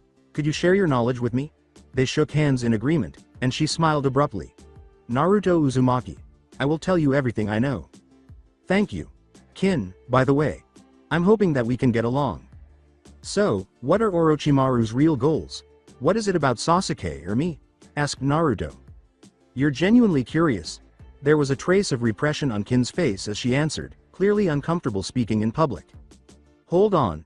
Midway through the conversation, Hinata abruptly interrupted, saying, Naruto, I think it would be best to keep this conversation private. Okay? Right. You're right, milady. How about, milady? Kin asked herself, is he like a servant or something? She's right, Naruto. It's better we found somewhere more private, okay? Yeah. This way, she said, trailing Naruto into a more privately situated area. She turned to Sakura and the others before joining them. I'll be right back. I think there's something going on here. Something big. Alright. We'll let you know when the exam starts, replied Ino. With her final words, thank you. She turned back to face Naruto and Kin, who had been waiting for her. Okay. Now you can tell us what's really going on here. Before I start, I have a question, just a thought really. Yes. Said Hinata. What is it? What's the deal with you and Blondie? You like his master or something? Oh, what makes you say that? He called you milady. Oh, it's just an inside thing. We're childhood friends. I see. Hey girls. Let's get back on topic here. Sorry. Alright. The real reason he's here is because his true motive is the total destruction of the village hidden in the leaves. What? He wants to eradicate the leaf. Kin answered, yes, it's his personal vendetta. For reasons only known to him, he wants revenge on the leaf. I see. Said Naruto. That means he's here to invade the village and destroy everyone here. But the mark. What's this mark have to do with me and Sasuke? I don't know. My orders were to just annihilate you. No questions asked. But that was just a ruse, I think. We were sent to test the mark's true power. And it looks like he got a kick out of that. Damn. I sort of knew you were going to say that. Sorry. But those mark were unaware to me before we first met you. Alright. I think you need to tell this to the old man? Wait. I have to tell your Hokage? You have to. We need to take some action before this happens. Are you sure? Hinata replied, yes. In return he'll grant you solace. It's the only way to make sure you won't fall back into Orochimaru's hands. Before Naruto could see Hiruzen moving toward the middle of the stadium, they had come out of hiding. Okay. I trust you guys. Greetings fellow genin of your fine villages. I am here to fully welcome you to the final part of the Chunin exam. In this stage there will be tournament-style competition where you will be fighting one another till the last one standing lives on. The rules are pretty simple. Do your best to incapacitate your opponent. The referee will call the match before a fatal is struck. Good luck to you all. You're the finest genin your villages have to offer. Represent your prowess accordingly. When he was done, a ninja behind him spoke to him. Lord Hokage. What about them? Don't worry, he wouldn't dare make a move now. I see. Also, Naruto Uzumaki wishes to speak with you. He has been given a lead to his true intentions. Does he now? Good, I will speak to him privately. He pulls away as Hiruzen dismisses the crowd to the railings to wait for the first competitors, saying, very good sir. He had led Kin and Naruto out of the stadium. Naruto. I would have expected a talk just between you and me, but this sound ninja being here carries a big risk. Lord Hokage. I'm here to bring you ill tidings. Is that so? How can I trust that this information to be accurate? Please. Listen to what I have to say if your love for the village is strong. Alright. Tell me what news you have for me, Sound Ninja. Kin from the Hidden Sound Village is who I am. Orochimaru happens to be our people's leader. He is here to ruin you. Is it impossible that he owns the Sound Village? Yes. He wants to end the village's reign of supremacy and aims to start his conquest for power. I understand, Kin. I hope you realize that by telling me this, you have betrayed your allegiance to him. He'll come look for you. I know. I risked a lot to bring this information to you. He smiled and said, good. What? Kin looked completely perplexed. What do you mean by good? I see that you have helped us and spoken the truth. I can offer preventative measures to stop this invasion with this information. I assume this is something that only the Sound is trying to do. No, sir. There's also the Hidden Sand Village. They plan to destroy everything with the weapon of the Sands. Their weapon. Gaara of the Sands. The Hokage was well aware of this weapon, and Naruto and Hiruzen were told bad news by the name. They're Jinchuriki, as I thought. I appreciate you telling me, Kin. I will now forgive you for your actions, but please be aware that I will need to keep a close eye on you going forward. In the Hidden Sound, you are now our liaison. If it's okay with you, sir, Could I offer myself for your service? Oh, do you? Yes. I will forsake everything within the sound and pledge my loyalty to the village hidden in the leaves? All right. Naruto gives this to the Junin in charge at our witness protection facility after escorting Kin there. These directives are final and must be followed immediately. Kin, we will excuse you from the exams for the time being. You are an honorary Leaf Village genin from now on. He had given her a headband, which he carried by his side. I promise not to let you down, sir, I promise you. I will hold you to it, Kin, when the time comes. Naruto cut in, come on Kin. Let's go. She followed them back to her lodging, but during their journey, they encountered Sasuke approaching them. Okay Naruto. Sup Sasuke. Seeing that Kin Sasuke had begun to massage his head, he said, Hey Naruto. I guess I owe you an apology. It's alright. It really is. At this point, Sasuke noticed that she was wearing a leaf headband.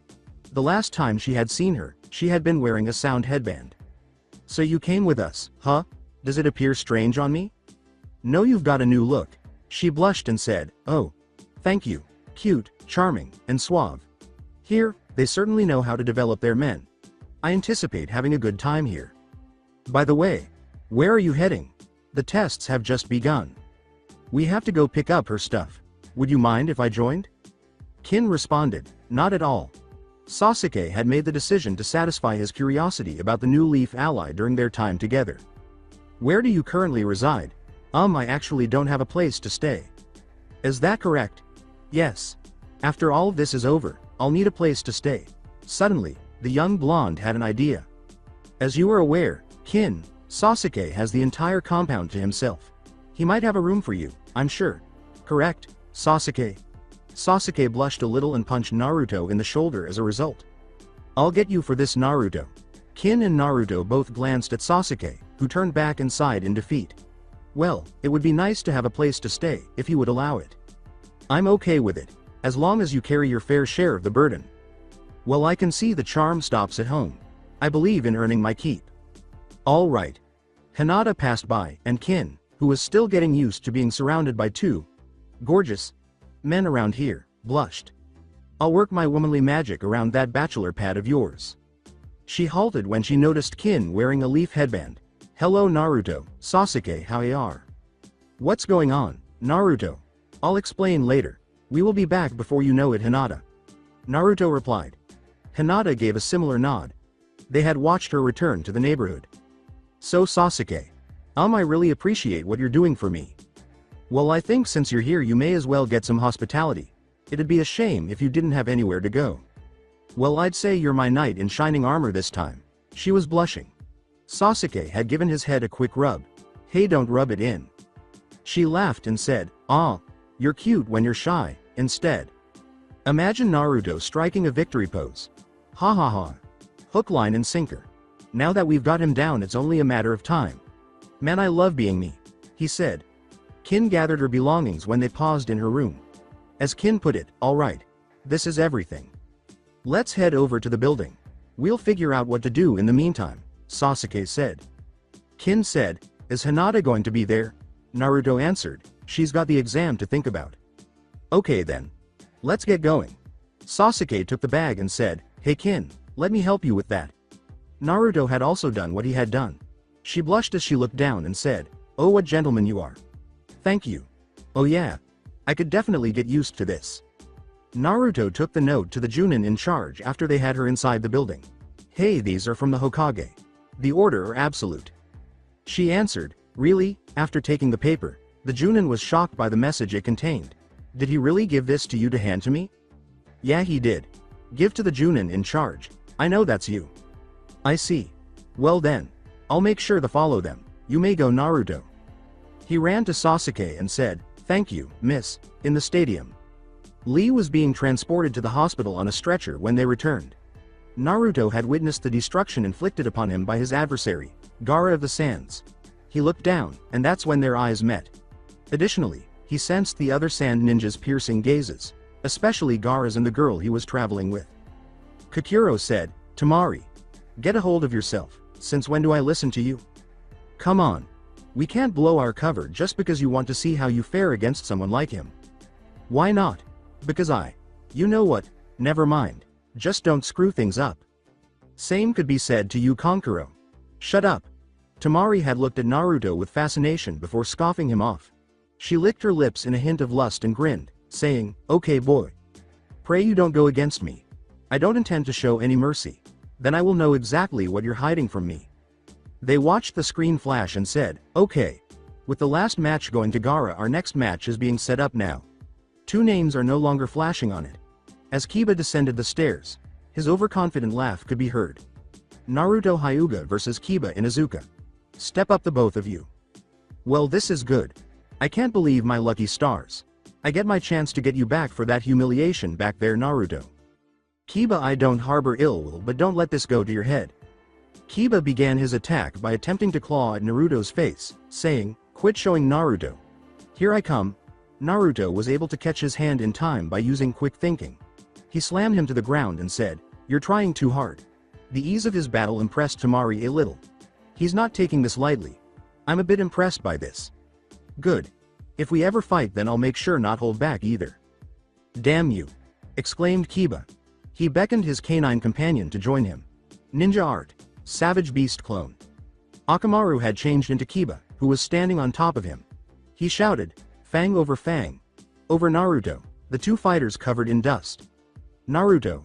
exclaimed Hinata. Sasuke had given her a supportive shoulder pat. He had examined the area with his Sharingan and said, "It's okay. He's still got some fight in him. It looks like the battle's turned in his favor." Naruto. In the hopes that Naruto would be okay, she grasped the rails. He was still there, much to her delight, but his body was covered in scratches. Kiba and Akamaru were still changed when the dust finally settled. "Give it up, Naruto, you can't win. I've got ya." Really? Kiba clenched his teeth as soon as he said those words. "Don't act so cocky, punk. I've got more power than you." He encircled Kiba and formed a cross with his hands, saying, "I don't doubt that. However, I've got skills you don't learn from reading scrolls." What the? So the rumors were true. You did master that jutsu. They had gotten closer.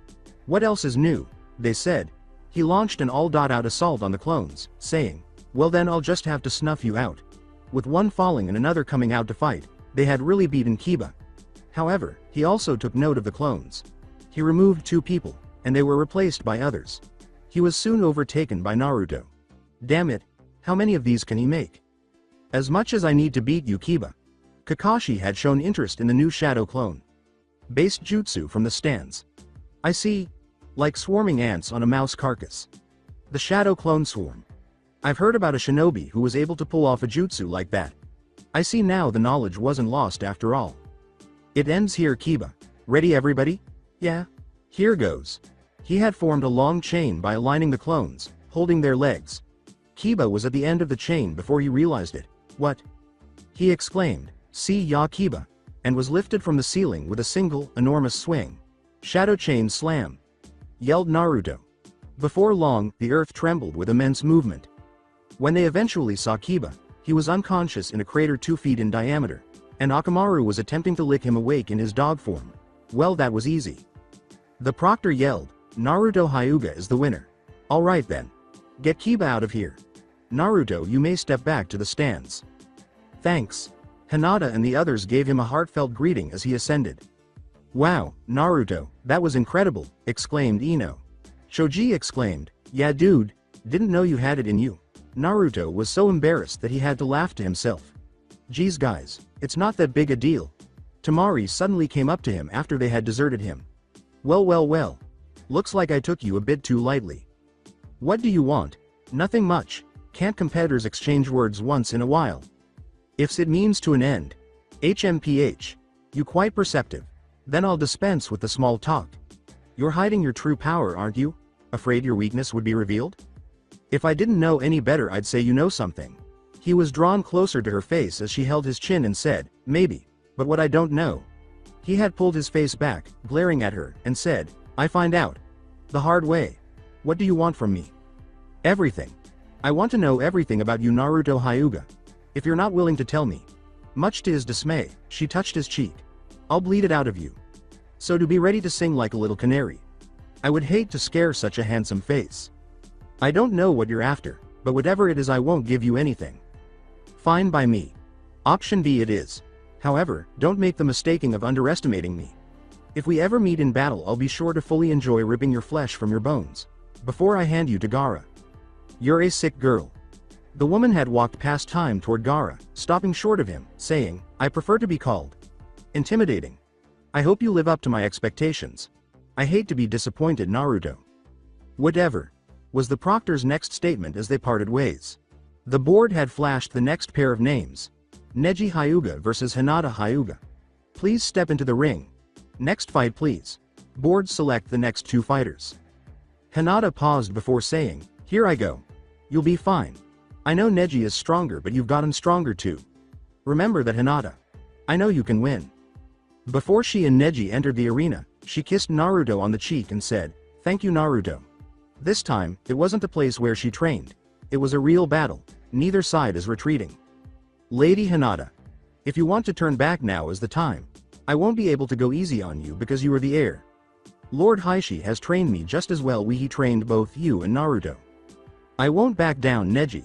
I want to settle our score right here, right now. Bold words. Very well. We'll be able to settle our difference with our fists now. She had taken a position and her eyes were activated, saying, good. I expected nothing less from you, brother. It was, Byakugan, she exclaimed. Byakugan. Neji had shouted, repeating her actions. Sasuke had never really analyzed the power of those eyes compared to his. Kakashi. What was the origin of the Byakugan? The Hyuga clan's second generation dojutsu, or those eyes. It is believed that the eyes evolved from a unique visual jutsu, from which the Sharingan also derives. No way. In a way. The Byakugan is the primordial soup for your Sharingan eyes, Sasuke. I see. What is the name of the other dojutsu? I am unable to say. To be honest, I had never heard of its name. Those eyes' owner passed away a long time ago. So that's it, huh? The Uchiha and Hyuga are just branched evolutionary deviations. Two types of eyes. In a way. Meanwhile, back in the arena, Neji and Hinata had begun sidestepping in an attempt to get a perfect opportunity to attack. Neji's first move was to attack Hinata, who successfully blocked his fists one by one while twirling and twisting like a ballerina. By chance, she managed to land a blow on his left shoulder. Sasuke noticed that their fighting style was more akin to poking each other, and he remarked, that fighting style. Suddenly, Naruto appeared beside Sasuke. Naruto cut in, the gentle fist.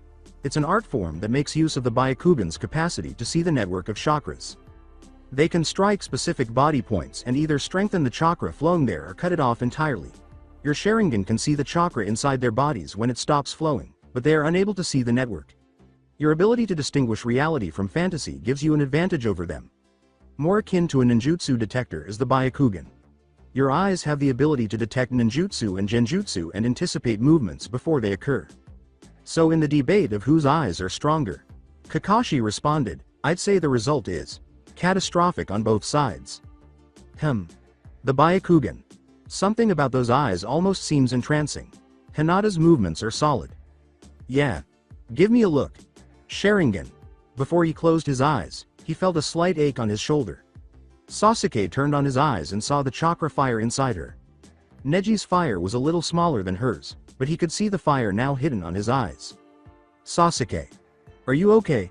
Touching the shoulder where his curse mark was still visible, he said, yeah. I'm fine. Damn. It reacted to my Sharingan. If it begins to react once more, it may restrict my ability to use my eyes. Sasuke. Look. Hinata got another hit in.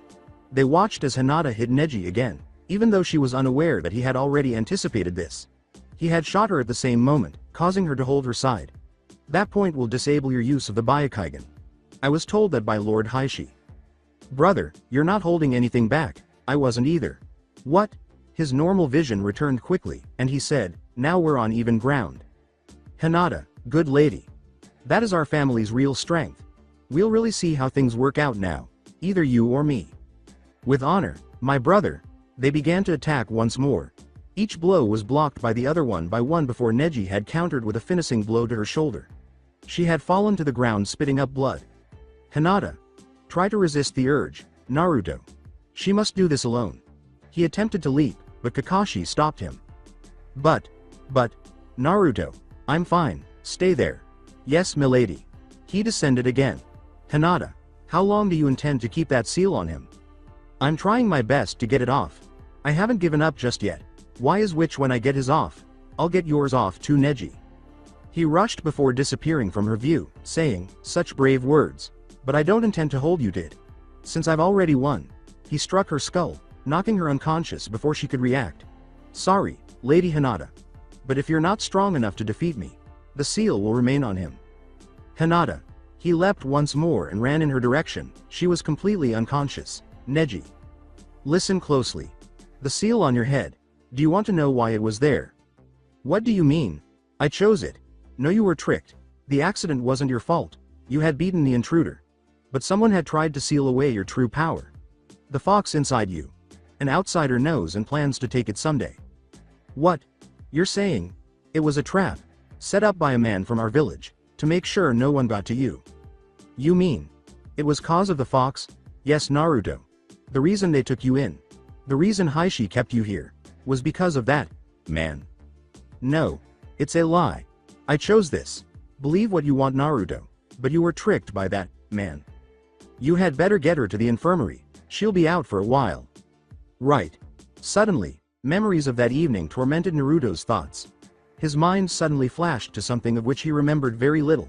He placed Hinata on a stretcher and followed her when he picked her up. He had turned to face Neji, now pondering what he had said. Were they accurate? Did someone truly want to use the fox for evil purposes in his own village? And Anbu, meanwhile, had witnessed the events that had taken place and had vanished into the darkness.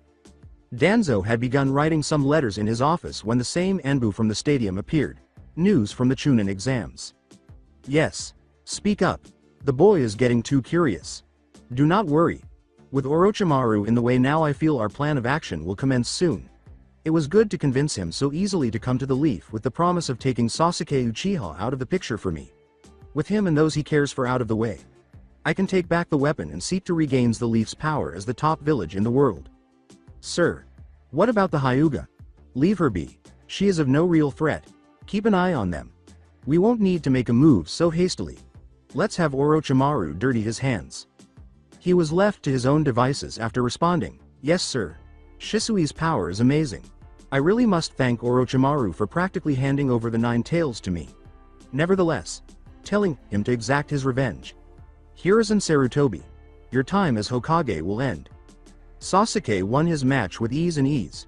He passed the preliminary round last among the competitors. Before him, the other matches had already been decided. The Sand siblings had all died, much to Sasuke's dismay. Hiruzen was the next to speak. Congratulations on being the finalists to participate in the Chunin exams tournament. You will be given 1 month to prepare for your finals, so train hard to develop new skills. Now please place your hand in the box and take a paper. They all did and called out their numbers. Tamari had been disappointed in herself. In sheet I set up the numbers for the matches to take place. Now you will know who you were facing. She had longed to confront Naruto. Instead, she was forced to face Shikamaru Nara, a boy. Shikamaru was also not particularly thrilled. Gaara, however, remained as emotionless and stoic as ever. Even though Sasuke is his rival. After his battle with Neji, Naruto's number was selected for him. Neji had been looking forward to this moment his entire life. Now we'll see how you really fare, Jinchuriki. They were all dismissed with the words, know whom you face and prepare for the battle. You are all dismissed. Good luck. Conversely, Tamari had begun to move in the same direction that Naruto and Hinata had been. She had gone to the infirmary, but Sasuke had caught her in time. If you're going in there, I suggest you show restraint, otherwise you won't like me. I never liked you in the first place. Out of my way. I have a message for Naruto Hyuga. I'll deliver it to him. No. You won't. I like to do things myself. His Sharingan was already activated when he said, you realize you're not in the Sand Village. Our house. Our rules. So you're serious. Fine by me. I'll wait. I don't know what you said to Naruto. But understand this. We're on to you. You won't have your way with Naruto. And you plan to stop me? Don't make eyes or old news. The only real thing of interest is Naruto. Other than that, this shithole's got nothing. You underestimate our power, Sand Kunoichi. No Sasuke Uchiha. He had already seen Temaru attempting to hold the door before she entered. After saying, I'm not. I see your eyes are sharp. Good to know. She left the room, leaving Sasuke worried. He entered and saw Naruto and Hinata still together. That genjutsu was meant to leave me a message. She somehow knew I was going to stop her. Naruto. I think you're being singled out. Hinata was breathing but still unconscious. She okay? Yeah. Doctor says she'll be awake pretty soon, so who's my next opponent? Neji Hyuga, and consider yourself lucky, I got Gaara. Gaara. That means. Yeah, I know. Sasuke, exercise caution. He is a powerful man. You will require your eyes. Thanks for the heads up. By the way, it seems that Sand Kunoichi has a thing for you. What was it she said? She warned us. It appears that she intends to take advantage of you in some way. I would watch my back if I were you. Yeah, I know. I'll leave you two alone. I hope she gets better. Sasuke turned and walked away, but Kakashi caught him outside the room before he left. Hi, Sasuke. Are we visiting your teammates? Yes, Kakashi. Sensei. Well, I hope you bid farewell. It will be a month before you see them again. Why? Because I'm going to train you. Teach me, by yourself. Yes. We both have work to do. How about Hinata and Naruto? Hinata is unable to perform any demanding exercise due to her condition. Even long walks could be challenging. I'm also certain that Naruto won't abandon her. So you plan to train just me while they stay together? All right. We'll leave Naruto in good hands. Okay, sensei. I'm in. Kakashi set down his book and gave Sasuke a quick pat on the forehead. Both of them vanished in a whirlpool of leaves in an instant. That's what I want to hear. Your training begins immediately. The following day, after waiting for Hinata to wake up for some time, Naruto slowly opened his eyes to be greeted by bright lights. Hinata, you must see me fight. Please wake up quickly. If you're not present, what should I do? He heard Hinata whimper a little. Naruto. She had begun to open her eyes, which delighted him. Naruto. You're here. Thank goodness. I was worried sick about you. I am. But take a look at yourself. You're like this because Ofa. She put a finger to his lips before he could finish the sentence. Naruto. It's all right. I feel better having to get that out of my chest, but right now you have to show how strong you are. Okay. I'll be cheering you on with all my love, Naruto. She gently touched his cheek. I believe in you. Before releasing him, she had drawn him in for a gentle kiss on the lips, saying, Milady. I love you, Naruto. Hinata. She drew his body near to hers once more, doing her best to absorb his warmth. After a week, 1 week had passed since Naruto and Hinata began training with a man named Ebisu, who taught them how to better control their chakras and access more of their chakra reserves. After they had mastered the fundamentals, they were able to relax in a nearby hot spring. All right, Naruto. You can take a short break. You've done a fantastic job of strengthening your control, in my opinion. Grateful to Ebisu sensei. Unfortunately, Kakashi had to depart, and even Sasuke did. Ah yes. You see, Kakashi had asked me to train you too while he set aside Sasuke for some special training just like you and Hinata. Is that so? Yes, it appears that he did a good job. Hee. While he was speaking, he noticed a long-haired person peering inside the hot spring where Hinata was taking a bath. Hey sensei. Someone's looking inside that hot spring, Naruto said. What? Where? There, Hinata is there, and I must stop him. The old man's hair flicked him away before he could charge him, saying, I can't allow disreputable behavior. Sensei. Oh no. He ran in the direction of the would-be pervert, but the old geezer's foot held him back a few feet. The women in the leaf are amazing. Wow. The male's remark made Naruto's blood boil, especially for the Hyuga, the girl with the purple short hair, who has some good-sized knockers. You have no right to spy on my master. For this, I'll end you. Be a quiet brat. You'll get your opportunity. Quit it. My beloved master is SHE. The hermit stared down at Naruto as his legs suddenly gave out under his push. He noticed some of the boy's features and exclaimed, this kid. He isn't. Is he? You realized you just halted my research, ya blonde. No one gets away with spying on Hinata. Wait a minute. What's your name? Naruto Hyuga. He cannot be a Hyuga, I said. However, he nearly fits the description. There is a problem. Hyuga, tell me something. Wouldn't you have their eyes if you were a true clan member? I was adopted. Prepare yourself. I will hold you accountable for spying on Lady Hinata. All right, this is just weird. What the devil is going on when he calls a member of the Hyuga family a master? Do you know who your biological parents are if you were adopted? After giving it some thought, the elderly man said, I don't have any parents. After calculating the total, he was the person he had heard about. No doubt about it. It's him, Minato's son. All right, I'm sorry. You see, I was sent here on a favor. I believe you are someone named Kakashi Hitaki. Yes. My sensei is him. Who are you? He assumed a small fighting stance, which greatly perplexed Naruto. Who am I? Who am I? Why, I'm the master of the greatest arts known to man. I've been regaled as the most powerful ninja ever to roam the lands. Those who know my name tremble in fear. For I am the great Toad Sage Jiraiya. After taking a bath, Hinata entered the room unaware of what was happening. He saw Naruto gazing at an elderly man with white hair and said, "Oh, that was refreshing. Naruto, have you taken your bath?" His dynamic entry was missed by her. Naruto. Who's this? This old pervert was peeping in on you and I tried to stop him. Didn't you listen to me? I said I am the great legendary Sannin Jiraiya. He even looks like a pervert. Thank you for telling me about him. I'll alert the authorities now. Let's go, Naruto. Right, Hinata. Hey Naruto. Wait. I really was sent to check something on you. The curse mark on your neck. Kakashi told me about it. He abruptly stopped. You plan to do something about it, pervy sage? Don't call me that. And if I can, I will try to look at that seal on your neck. As well as improve your jutsu list. You're here to teach us? I'm here to teach you. The Hyuga not so much. You train her and me, or I tell everyone here you've been peeping in the girl's bath. Alright. Geez kid, you drive a hard bargain. Hinata questioned, Naruto. You sure this is a good idea? He knows something. I want to know what it is. I trust you, Naruto. Jiraiya had hoped this would be sufficient to silence him. So we have an accord? She asked. Right. As long as you keep your lecherous hands off my master, we're fine. He abruptly began to lean over Hinata, who cocked her head back in disgust.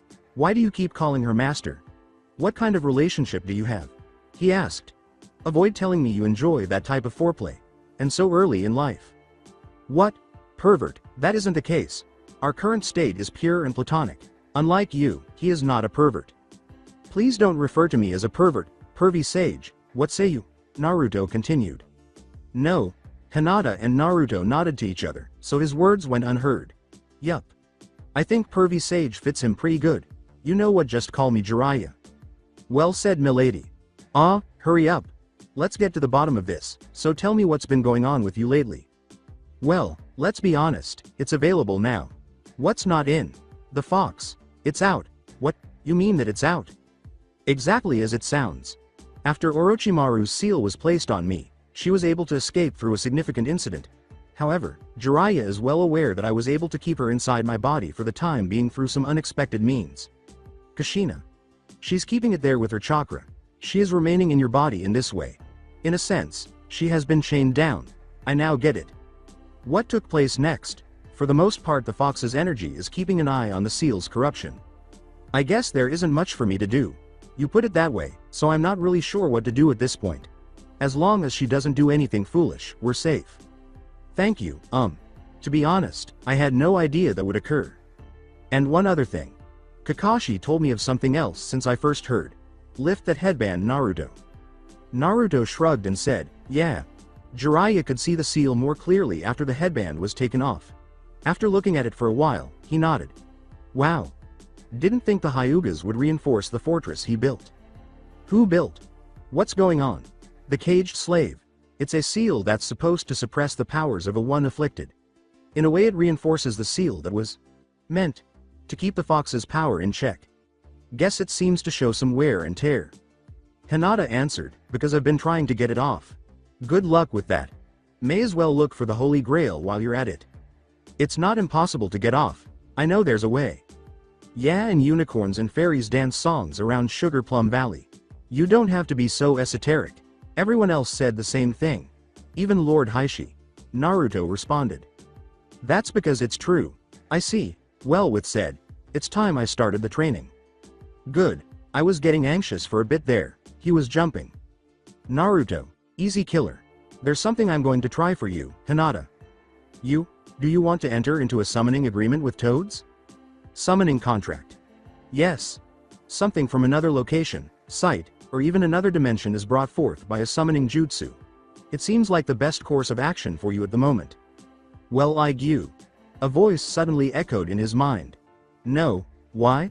Will you please tell him not right now? Fox is giving me a fresh approach to combat. Learning something new is fantastic, in my opinion. Ignore it. No, is the response. Not right now, anyway. I promise you this, alright? Okay. But. No buts. Now relay the message. Fine. So what's it gonna be, sport? You up for it?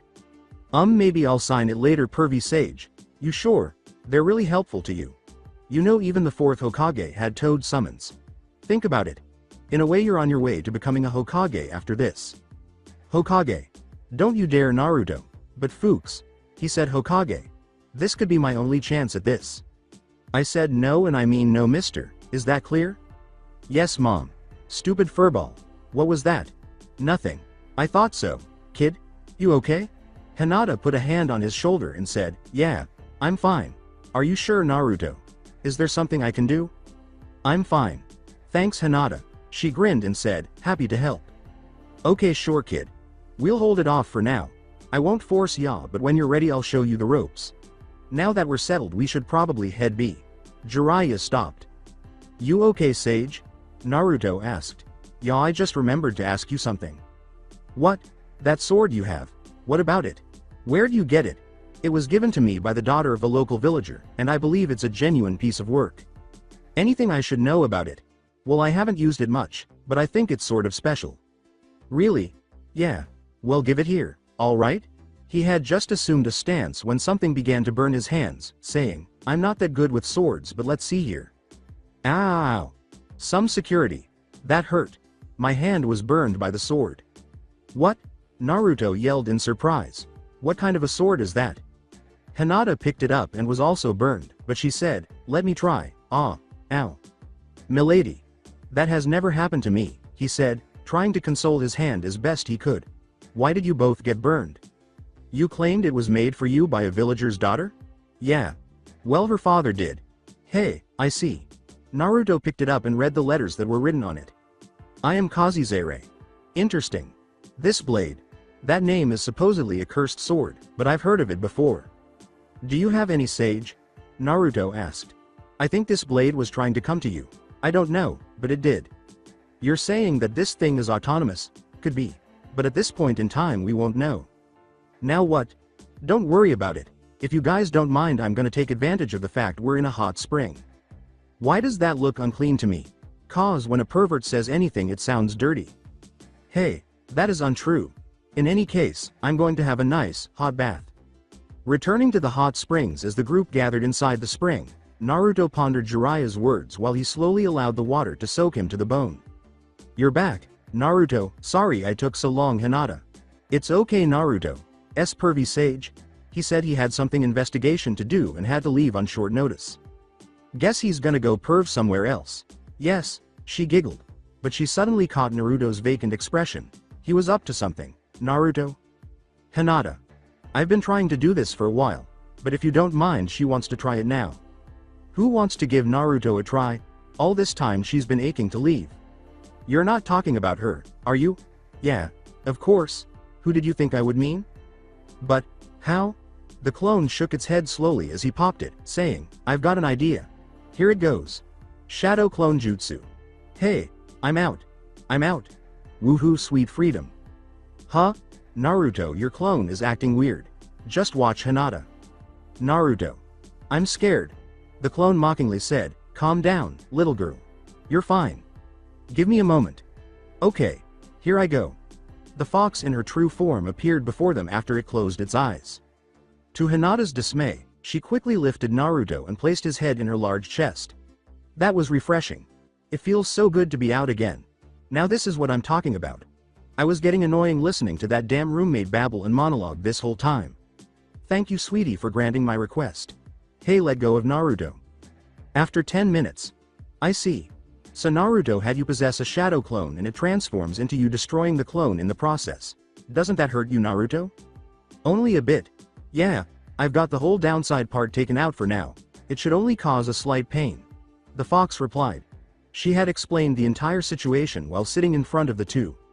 The only other downer is that I can only keep this up for about an hour or two depending on how long this body can hold out. In a way I'm just like a clone. One good hit and I go poof.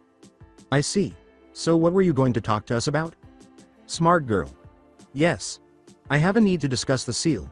I've managed to do some sort of undoing, but at this point any more tampering and I think the curse mark might take hold. For now I've only been able to so much. That's why I want to stick about that little pervert. Okay. Yeah. But how does that affect me now?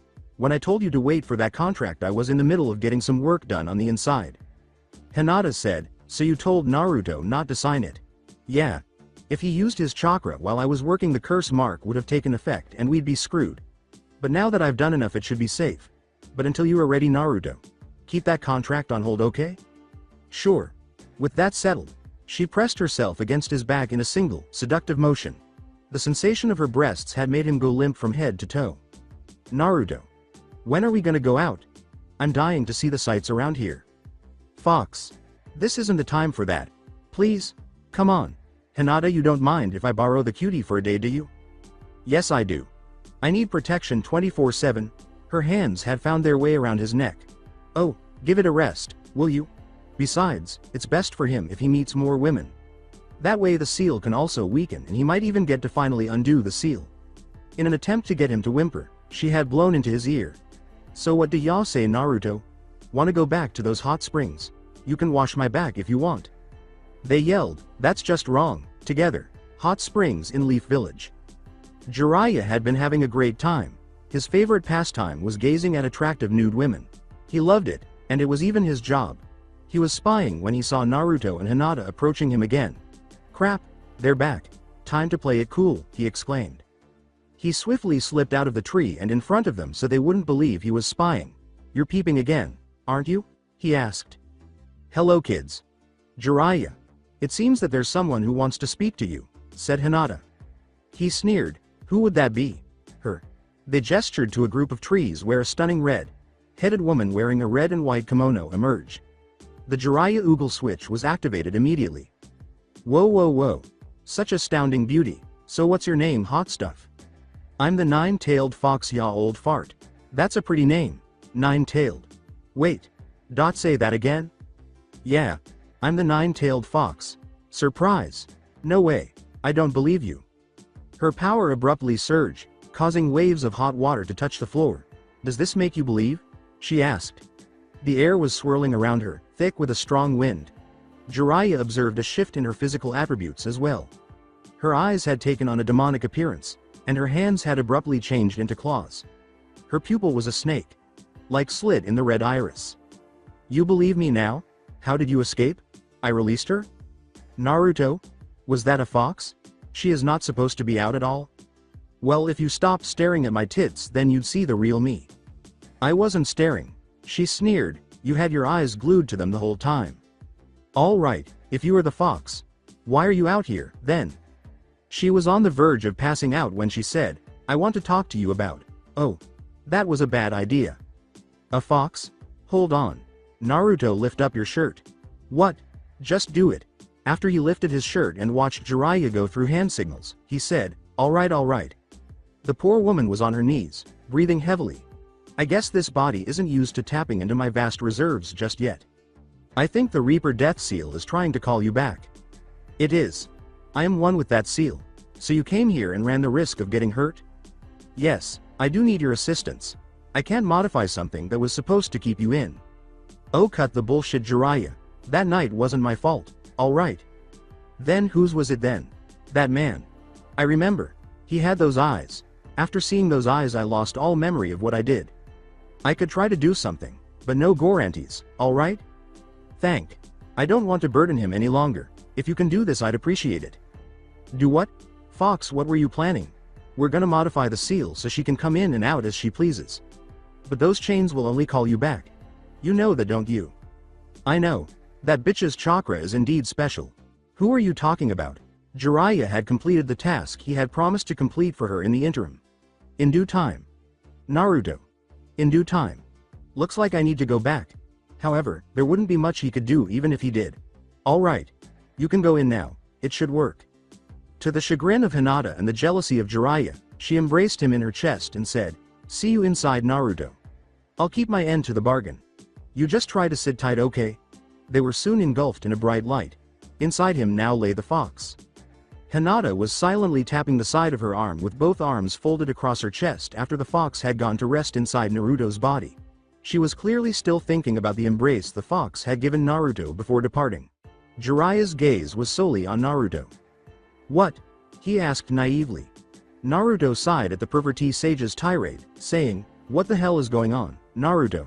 As your teacher, I demand that you tell me everything that has been going on."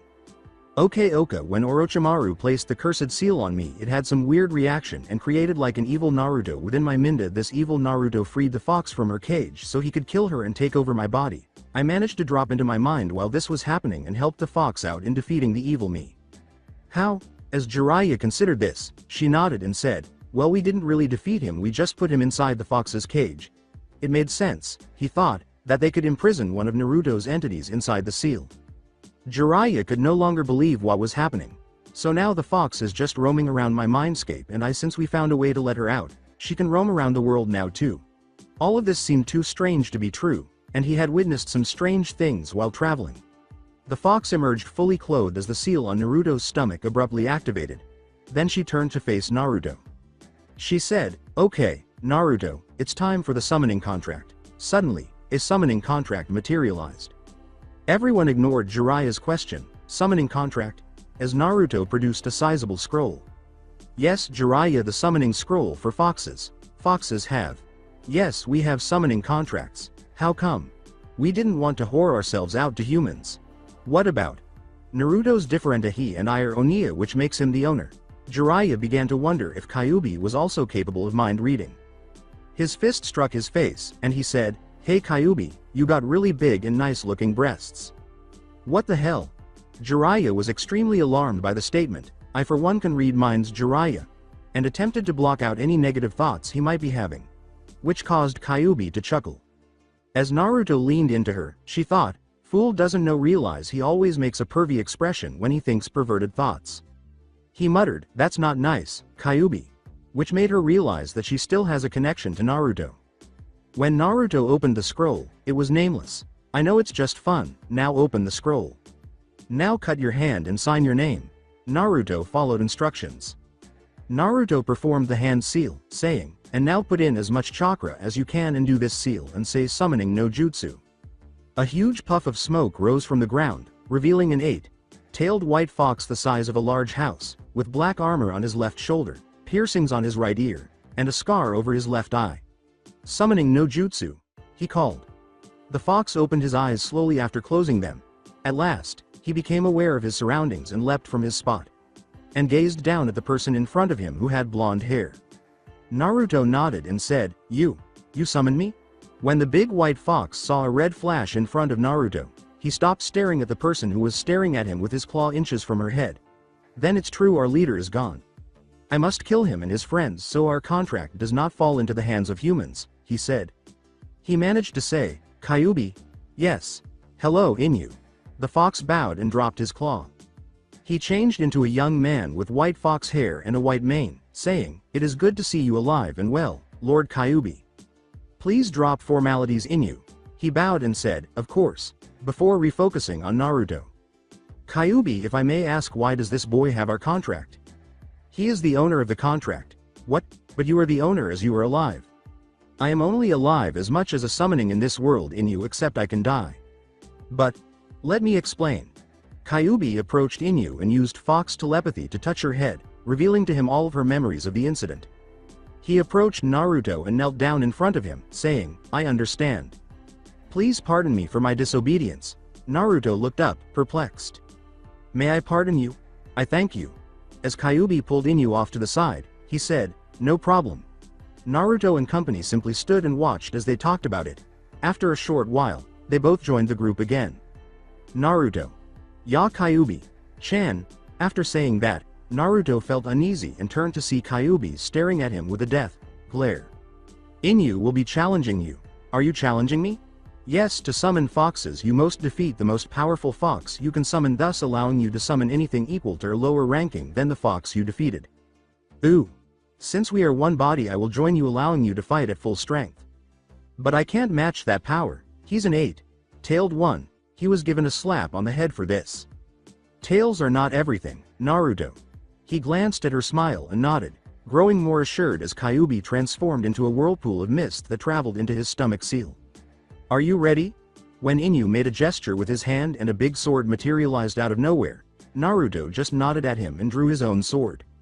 Impressive sword. The second he said that, Inu disappeared and resurfaced in front of him, slashing down. Naruto managed to block, but he lost his balance, allowing Inu to sweep kick him, sending him to the ground. "Thanks. Even though you possess a sword, you haven't received any sword training." As he rolled out of his position and swiftly flipped up and into a tree, he called as he leapt into the air and drove the sword down towards Naruto. "Cut. Kazizere." Naruto called out, unleashing his wind attack on Inu, who simply stood there and blocked his attack completely with his sword. As he called out from inside the dust fog, a lot of dust covered him from view. "Naruto, you must have a more powerful attack than that. Come on." Inu awaited his response. "No jutsu shadow clone." Inu simply grinned before transforming into a gigantic fox and getting on all fours as hundreds of clones emerged in the forest around him.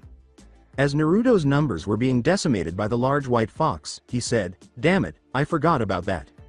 What makes you so little? An 8-tailed fox should be larger, in my opinion. Size is irrelevant. We can voluntarily alter our size up to a point. For example, if I were to transform into 3/4 of Lord Kyuubi's largest form, Konoha would undoubtedly become distressed, don't you think?" You're right." Naruto had hoped that by taunting him, he could enrage him and cause him to lose focus, but he doubted that he could think of anything else after that. "A little assistance, Kyuubi." On the way, Naruto sensed the surge coming from inside of him.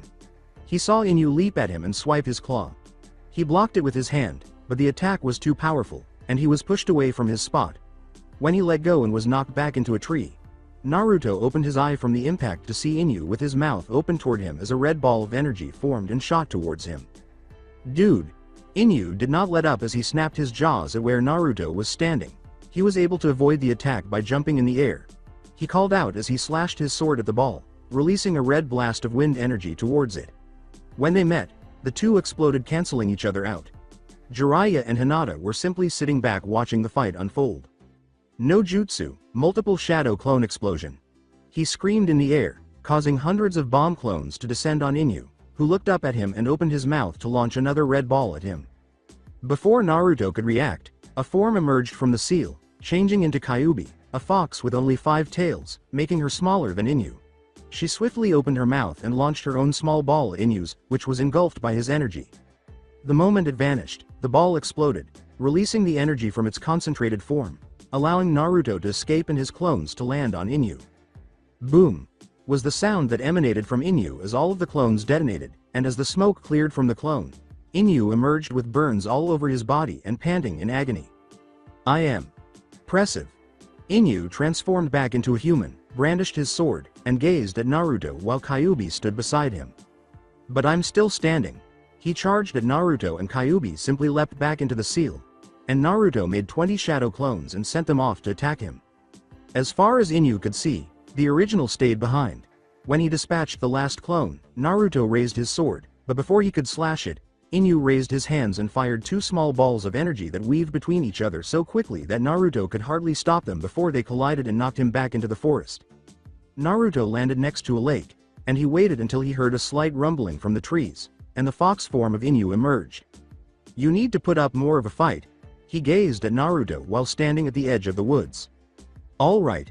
Naruto focused and created a jutsu seal for the shadow clone. "Kyuubi." "All right." As he makes 10 clones that resemble animals, Naruto feels another tail of chakra flow through him. As they all screamed out, they all started to make hand seals. "Sweden. No jutsu giant vortex." They all yelled as the lake rippled behind them, and massive water vortices quickly surrounded Inu, who started to shoot red chakra blasts at the water, turning it to steam. However, the water soon turned to steam again, and they all closed in on him, joining forces to create a huge vortex that whirled Inu around.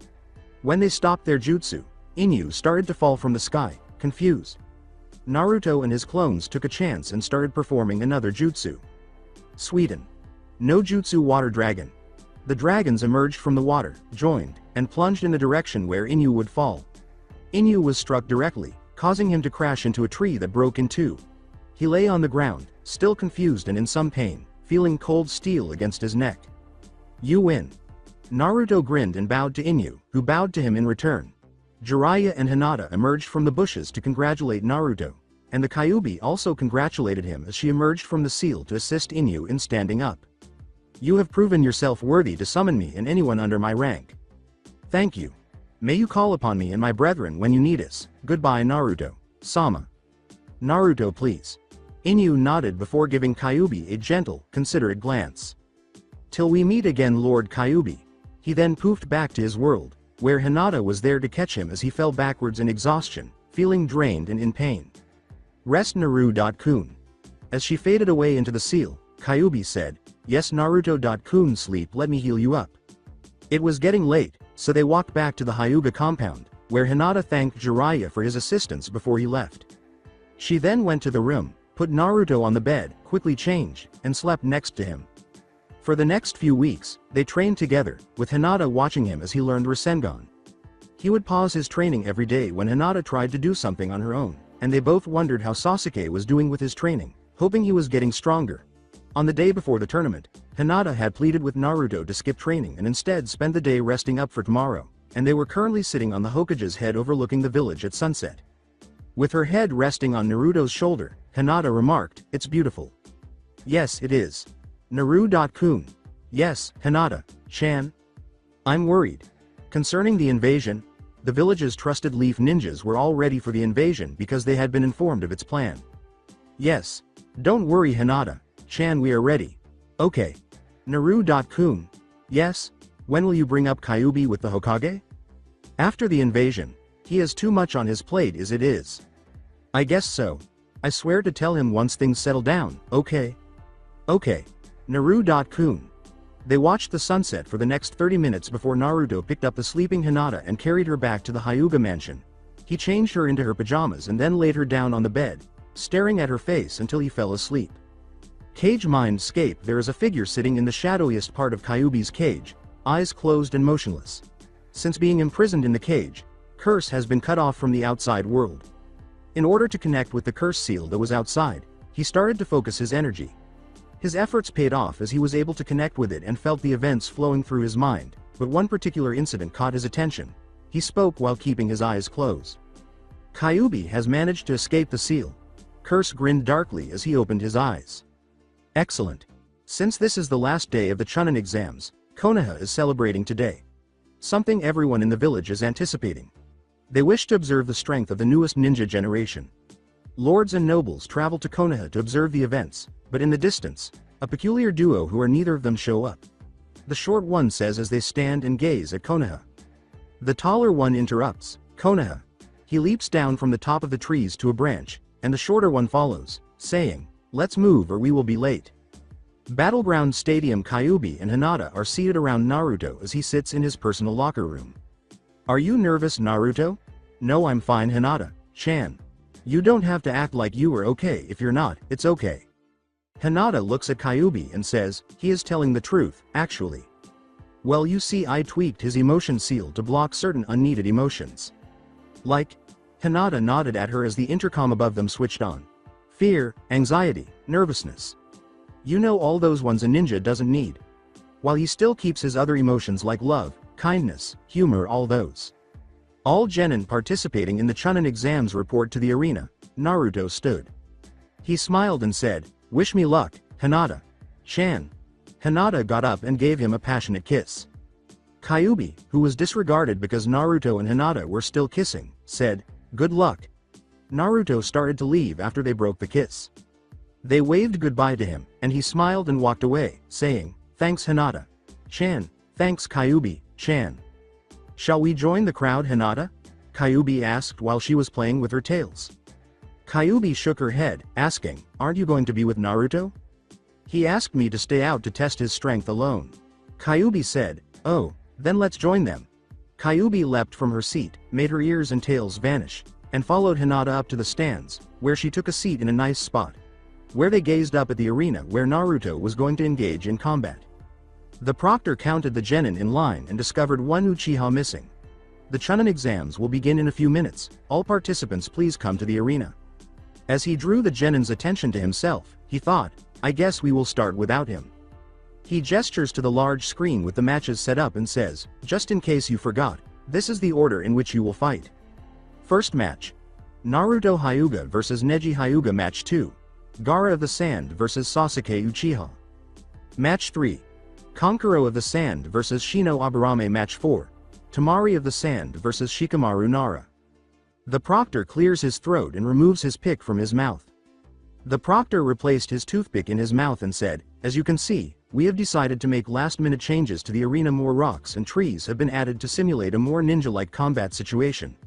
Only Neji and Naruto remain in the arena as the other genin start to depart, staring at one another. I wish I could not have ended with this fighting Naruto. As do I Neji. Both of them assumed a combat stance. Once more, the proctor removed the pick from his mouth.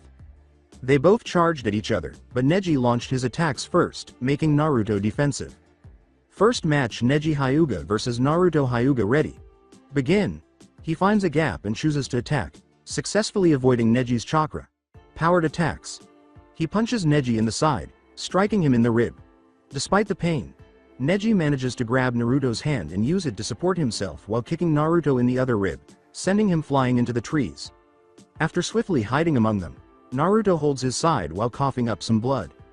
Naruto laughed, which caused his side to ache, and said, damn. Even his kicks are pushing chakra into my system. Leave it to Neji to use the gentle foot style against me. As Naruto sits there, he hears a sizzling sound followed by something flying through the air and striking the tree he was hiding behind. The tag explodes, blowing up the tree Naruto was hiding behind and sending him flying into another tree. Naruto lands on the ground and lies down, strategizing his next move. What the? Bomb tag. As kunai and shuriken attack him from all sides, Neji stands out in the center of the arena, using his Byakugan to scan the trees. Kaden.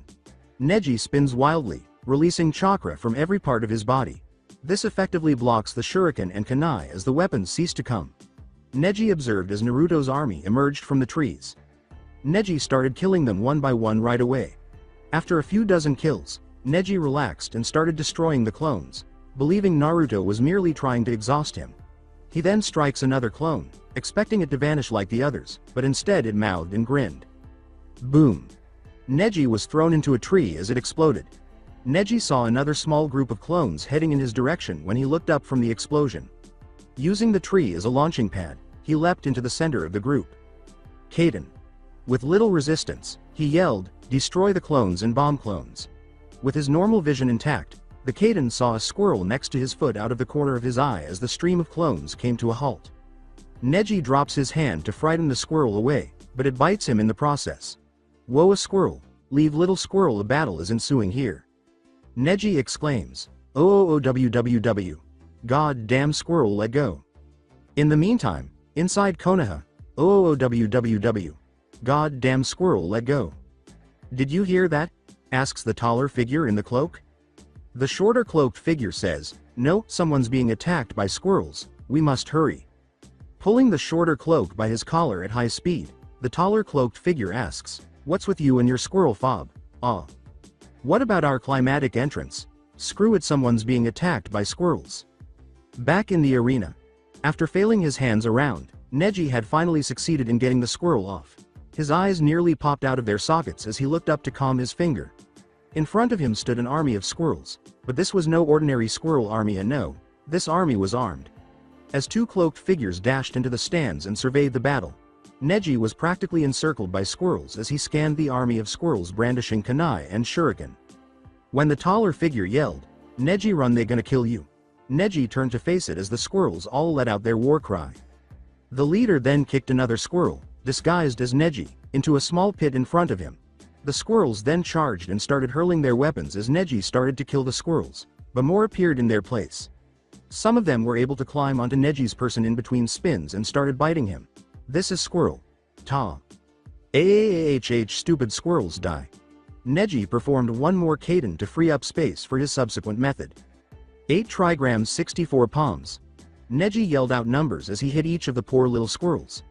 After he finished, all of the little, helpless squirrels lay down, defeated, and took deep breaths from all of the constant Kadens. What the hell is going on with the squirrels? Neji called out to the trees, but he received no answer. Neji waited in the arena, saying, "Come Naruto, let's face each other, face to face." "As you wish." Summoning no jutsu, Naruto exclaimed as he emerged from the trees, accompanied by a fox and a toad, who all leapt into the air. Neji managed to avoid it by leaping up to the side walls, but Naruto's cry of "oil" caused the toad to spew oil all over the arena. As Neji watched Naruto adhere to a wall as well, she questioned, "Is that all, Naruto?" Who simply gave him a look before throwing a kunai bomb at Neji, which made him leap to the oil and made Naruto smile. While Neji was in the air, he yelled, "Fire!" once more, causing the fox to shoot a ball of fire at the ground. Then both the fox and the toad vanished. As soon as the ground beneath him began to burn, Neji exclaimed, "Oh shit." Neji landed headfirst after twisting his body. "Kaden," he called once more as he touched down, destroying the fire and oil to provide a landing spot before leaping swiftly to a wall. Naruto received applause from the audience for his amazing combo. Neji grinned as she glanced at Naruto. "I'm glad you're putting up a good fight, Naruto." They both looked down at one another before running toward one another along the walls and starting to trade blows. "Thanks, Neji. You are a tough opponent as well." Having spent his entire life with the Hyuga, Naruto was familiar with their style and could nearly flawlessly block their attacks. Neji had some sort of advantage because he was faster than Naruto. Neji was leg swept by Naruto, but he leapt, causing him to fall a little. He reattached himself to the wall a few feet below, and Naruto then called forth 5 clones to attack. Neji started to struggle against the clones because he felt uncomfortable fighting sideways. One of the clones accidentally punched him in the shoulder, severing his chakra connection to the wall. As he fell, he stuck his entire body against the wall, protecting him from the flames. He sensed the heat coming from it. Naruto started to approach Neji slowly. "Withdraw?" he inquired. "Never," he shot back. "Good." Naruto smiled, but his smile vanished as Neji struck the wall with a punch infused with chakra, confusing him until he felt the wall beneath him tremble and burst, throwing him into the center of the arena's raging conflagration. "Naru-kun!" shouted Hinata. "Naruto!" Kyuubi exclaimed. Naruto put his hand in front of him and stared directly at the ground he was approaching. "Rasengan!" he exclaimed as a blue orb materialized in his hand. When it reached the flame, it sucked it in, saving Naruto from them. However, as it hit the ground, it sprayed dirt all over the arena, covering the flames in numerous areas and turning the area into a fightable surface once more. Neji leapt to a dirt patch close to Naruto. "That technique, where did you learn it? I could ask you the same about that punch to the wall." "I asked first. A ninja never reveals his secrets." "Very well, let's see how well it stands up to my Kaden." "Let's." Naruto rushed in Neji's direction as Neji took his place. Kaden. Rasengan. The two techniques clashed and were stopped by one another. Naruto pushed harder and started to break into the Kaden. Neji noticed this and gave the Kaden a burst of chakra, which caused it to explode and push Naruto and himself back. "Impressive, Naruto." "Thanks." Naruto appeared nearly as exhausted as Neji, who appeared physically exhausted from using so much chakra in his attacks. Naruto knew that without the Kyuubi, his healing had slowed because Neji's kick had injured his lung, making it more difficult for him to breathe. As he called forth an army of clones, he thought, "Time to end this." "You know you won't succeed." Halfway through, Neji decided he would just go to the boss of the clones. "Then I'll try and try again," Neji said as the clone charged at him and started destroying them all again. He dashes past all the clones to get to the real Naruto, and when he does, he strikes him hard in the stomach and chest, knocking him flat on his back. Neji examined his defeated friend's body. Neji closed his eyes and sighed, saying, "I'm sorry, Naruto." He heard a poof and opened them to see Naruto with a Rasengan rising from the ground. Rasengan. Neji could only attempt to block the attack with his own because he didn't have time to dodge.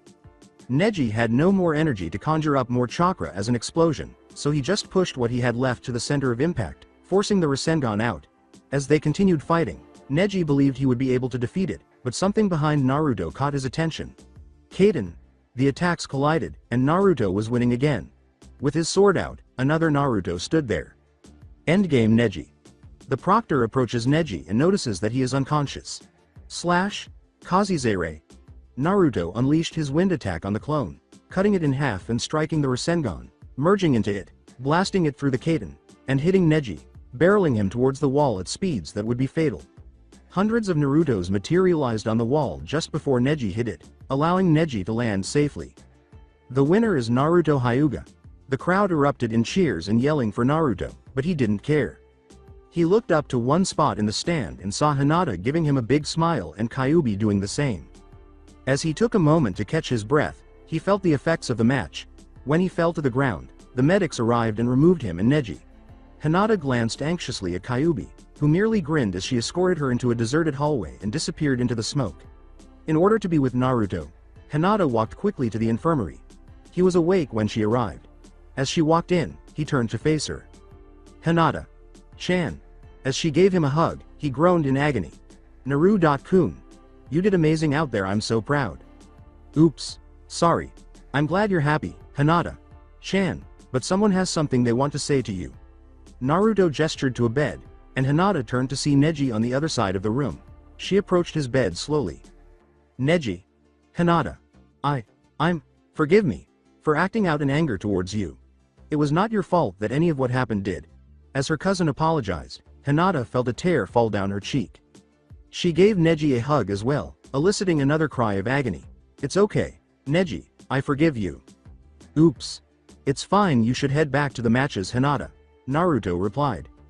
But, before Hinata could stop him, he called forth Inu and said, I'm fine, I want to know how Sasuke does and take Inu with you. Yes, Naruto? Inu had discovered that Naruto detested the name, Sama, and that Naruto alone was adequate. I want you to take care of Hinata for me and no fox form. Of course. Naru-kun, why did you summon while you're injured? You shouldn't be doing anything. Hinata realized that Naruto's body was healing because the Kyuubi had returned, so she said, I'm fine now, Hinata-chan, remember. However, Neji had a questioning expression on his face, so he didn't say anything. When no one else spoke, he dropped it. Okay, I'll tell you how the match goes, but I order you to rest in this bed. But, no buts. Fine. Good. Hinata approached Naruto, kissed him on the head, waved goodbye to Neji, and walked away. With a whiplash sound, Neji raised his bandaged arms and moved his hand like a whip. You're whipped. Shut up, I'm going to kill you. They exchanged a serious look for a moment before laughing and then regretting it as they both clutched their midsections in agony. Returning to the arena to the ninja behind him, the proctor inquired, any word on Sasuke Uchiha? We believe he was spotted within the walls of Konoha. Okay, I got this. Will Gaara of the Sand and Sasuke Uchiha please enter the arena? Gaara emerges from his sand, looking stoic and somewhat insane. As time went on, two figures were fighting up on the stands, and Sasuke had still not shown up.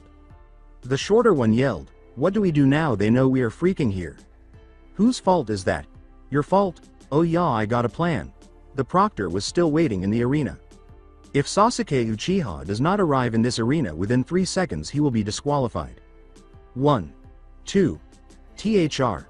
Kaboom! Two cloaked figures emerged as a giant mushroom cloud exploded from the ground and was swept away by a swirl of wind and leaves. After that, the wind picked up and took off their hoods, exposing Sasuke Uchiha and Kakashi Hitaki. The proctor said, coughing every other word due to the explosion and his own inexplicable reasons, thank you for coming, Uchiha. Sorry about that last-minute training. Kakashi froze and then laughed when he said, we know you've been in the village since the beginning. Match Kakashi. Then Kakashi disappeared, saying, oops. Sasuke turned to face Gaara and said, get ready to fight. The proctor yelled, second match Sasuke Uchiha versus Gaara of the Sand begin. Gaara wasted no time in sweeping his hand in front of him, causing sand to rise up and attack Sasuke, who swiftly dodged it by leaping backwards. Kaden. Phoenix Flower no Jutsu. His shield rose, obstructing all of the fireballs as they raced toward Gaara. The sand shield transformed into a sand clone rather than dispersing. Sand Shuriken no Jutsu. Sasuke realized he had no chance of avoiding the hundreds of shuriken that bounded out of the sand clone. Kaden. Great Fireball no Jutsu. The fireball melted the sand shuriken into balls of sizzling sand as it consumed them. His shield appeared once more as the technique got closer to Gaara, but Sasuke was going to exploit it this time. As his fireball struck in front of him, causing his sand to lag slightly, he suddenly disappeared and materialized behind Gaara. Sasuke attempted to punch Gaara, but the sand stopped him. Similar to Gaara's battle with Rock Lee, Sasuke simply kept vanishing and resurfacing in different locations. Gaara was unable to keep up with Sasuke until Sasuke punched him, sending him flying back into the air. Sasuke attempted to pursue, but he was engulfed in sand as soon as Gaara touched down. Sasuke attempted to break through with a punch, but instead hurt his hand. He leapt from his position, nearly being impaled by spikes. Although he kept a safe distance from the ball, Gaara didn't appear to be changing his defense. Kankuro whispered to Temari, "What is he doing? It's too early, we haven't given him the signal." She returned the whisper, "Well, he obviously doesn't care, Kankuro, we need to prepare." After waiting long enough, Sasuke chose to launch his final assault. As the lightning started to appear, Sasuke charged the ball of sand and intensified his attack by conjuring chakra into the palm of his hand. Chidori. As Sasuke pushed his blow into the ball, it broke through and struck Gaara's shoulder. From inside the ball, a shriek could be heard. White feathers started to fall on the arena as the audience watched, and everyone started to nod off. With the exception of the ninja who employed Kai after realizing the genjutsu. After a bomb detonated, civilians abruptly tore off their clothing, exposing Sand and Sound Ninja. They attacked, and the Leaf Ninja retaliated. As Inu battled some Junin to defeat them, Hinata had just knocked out a few ninja. "Inu, I'm going down for Naruto," he said. "Yes, Lady Hinata, I'll be right behind you," as he killed the final Junin. As Hinata turned into a hallway, a strong gust of wind blew from it, knocking her off the balcony and sending her plummeting to the arena. Fortunately, Inu saved her from the fall, but before they could exchange words, he was overtaken by sand. "What the hell?" Inu fought as the sand started to swallow him. As the sand engulfed him and crushed him, he cried out, "Lady Hinata," and unsummoned himself. As Kankuro struck Hinata in the back of the neck and proceeded to assist Temari in carrying Gaara from the arena into the forest, Hinata cried out, "Inu." Temari yelled, "Why are you taking her hostage? Shut up, both of you." "Yes, Gaara." They were afraid to argue with him after noticing the demonic shift in his voice. 5 minutes ago in the infirmary, how is the battle going?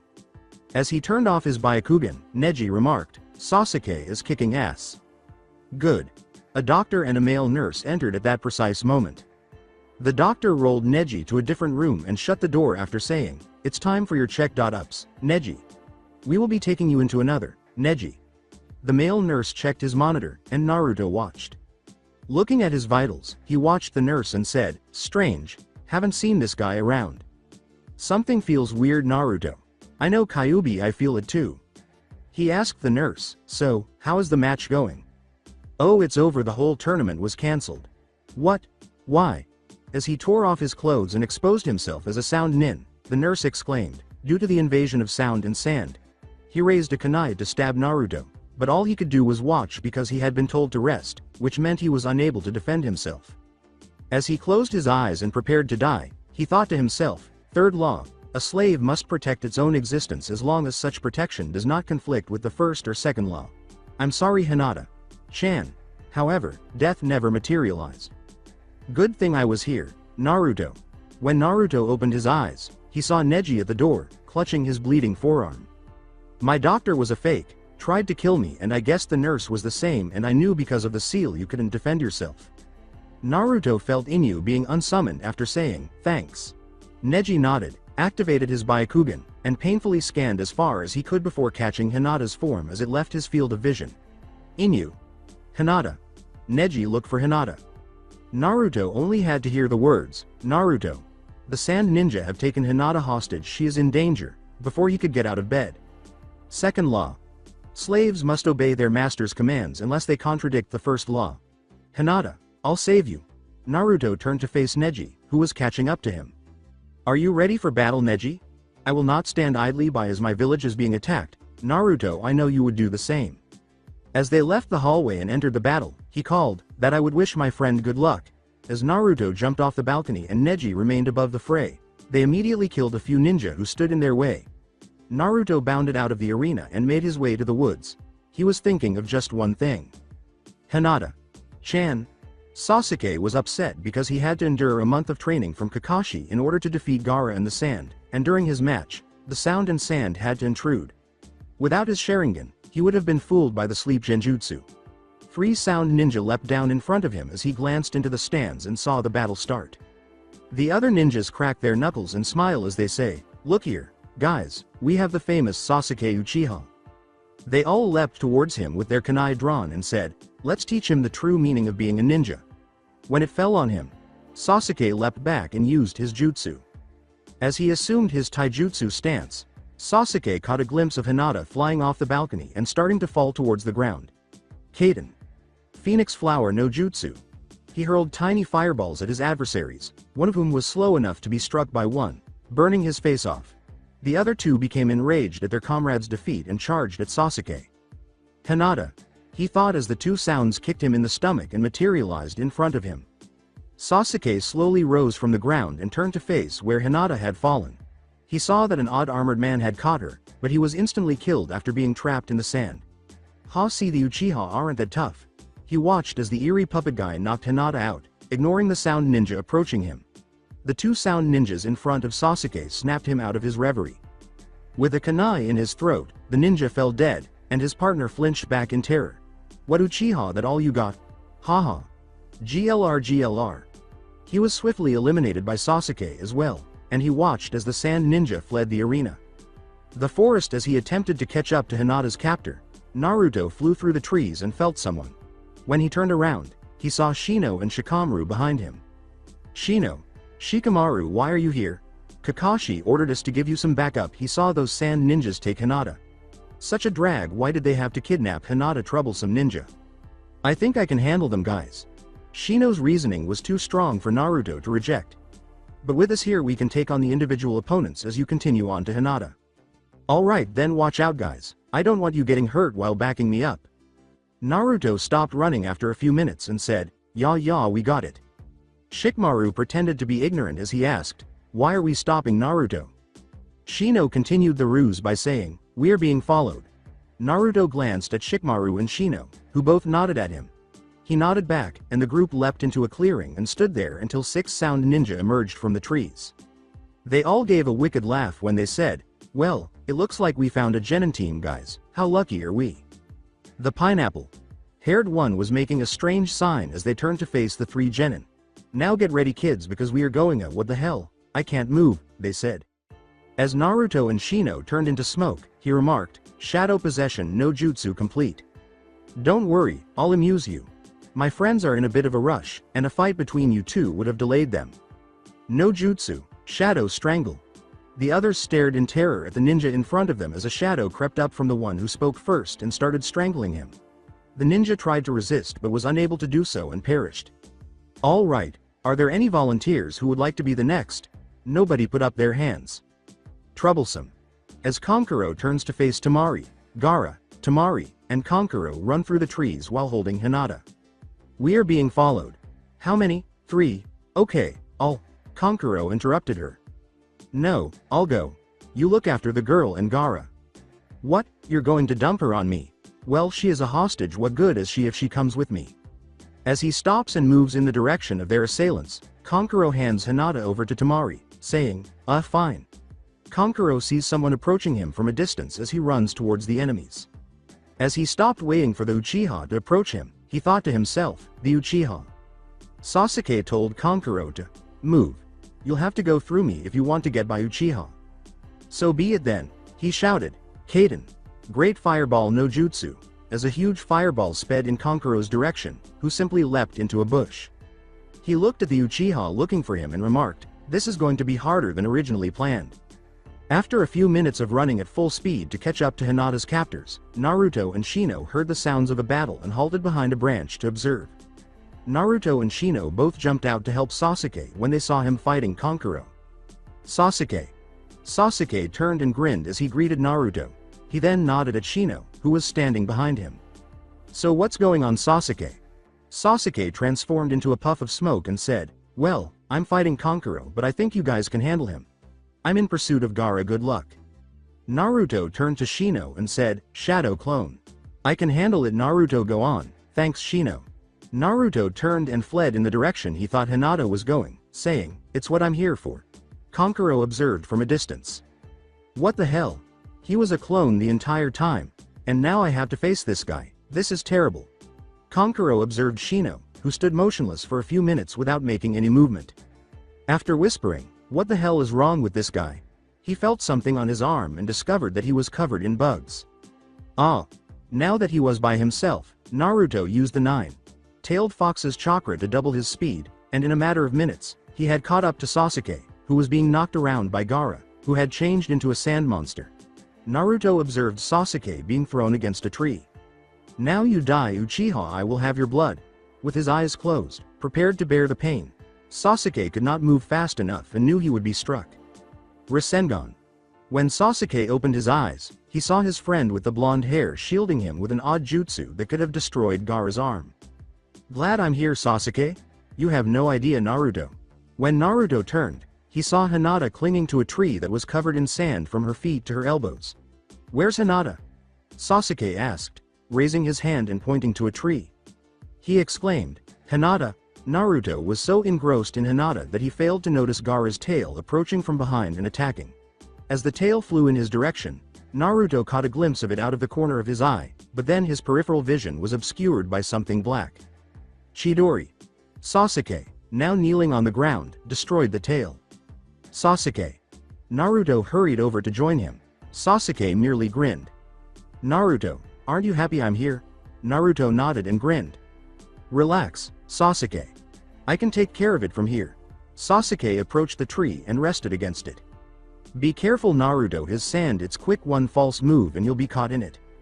Naruto stood staring at Gaara and said, got it? Gaara then started staring back at Naruto. You, Uzumaki, give me your blood, no? Then I shall take it. Naruto seized his sword's hilt as Gaara struck with his big sand hand. Slash Kazizere, he yelled, slashing Gaara's sand hand in two with his wind attack. Gaara let out a frustrated "Raawwwrrr."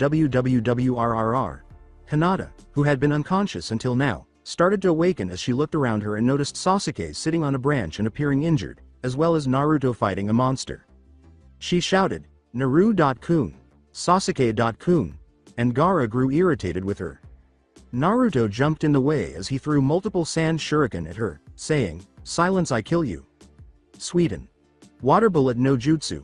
Naruto opens his mouth, shoots a big water bullet at the sand shuriken, turning them to mud, and strikes Gaara's sand arm, causing it to fall to the ground but quickly get back to sand. Why? Why do you protect her?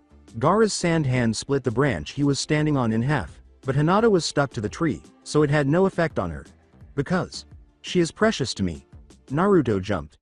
Naruto started creating seals for a jutsu as he flew through the air. He muttered, multiple shadow clone explosion no jutsu, and the clones poured down on Gaara, who began to destroy them with his hand and tail. As they exploded, they destroyed Gaara's sand limbs, leaving him helpless against the other clones that landed and exploded on top of Gaara. RR. Gaara's form looked battered and bleeding as the smoke started to clear. He looked up at Naruto with hatred as he panted heavily. Die, Uzumaki! He exclaimed as he grew to great heights and sand started to cover his entire body. After hearing Hinata scream, Naruto turned to see that the sand had started to move toward her chest. As a tree crashed down toward him, he turned back up to the expanding Gaara and leapt to the side to a lower level, where he discovered Temari in the fetal position, whimpering in terror. Temari. She didn't respond. She yelled, Temari, and turned to face Naruto. How do you stop Gaara? She continued to whimper from her seat, saying, you can't, it's too late, he's in his demon form. We are all gonna die. Sasuke was standing and gazing at the now giant Gaara when Naruto found him. Naruto. How will you top that? Anyway, I can. Naruto put his hand on the branch and bit his thumb.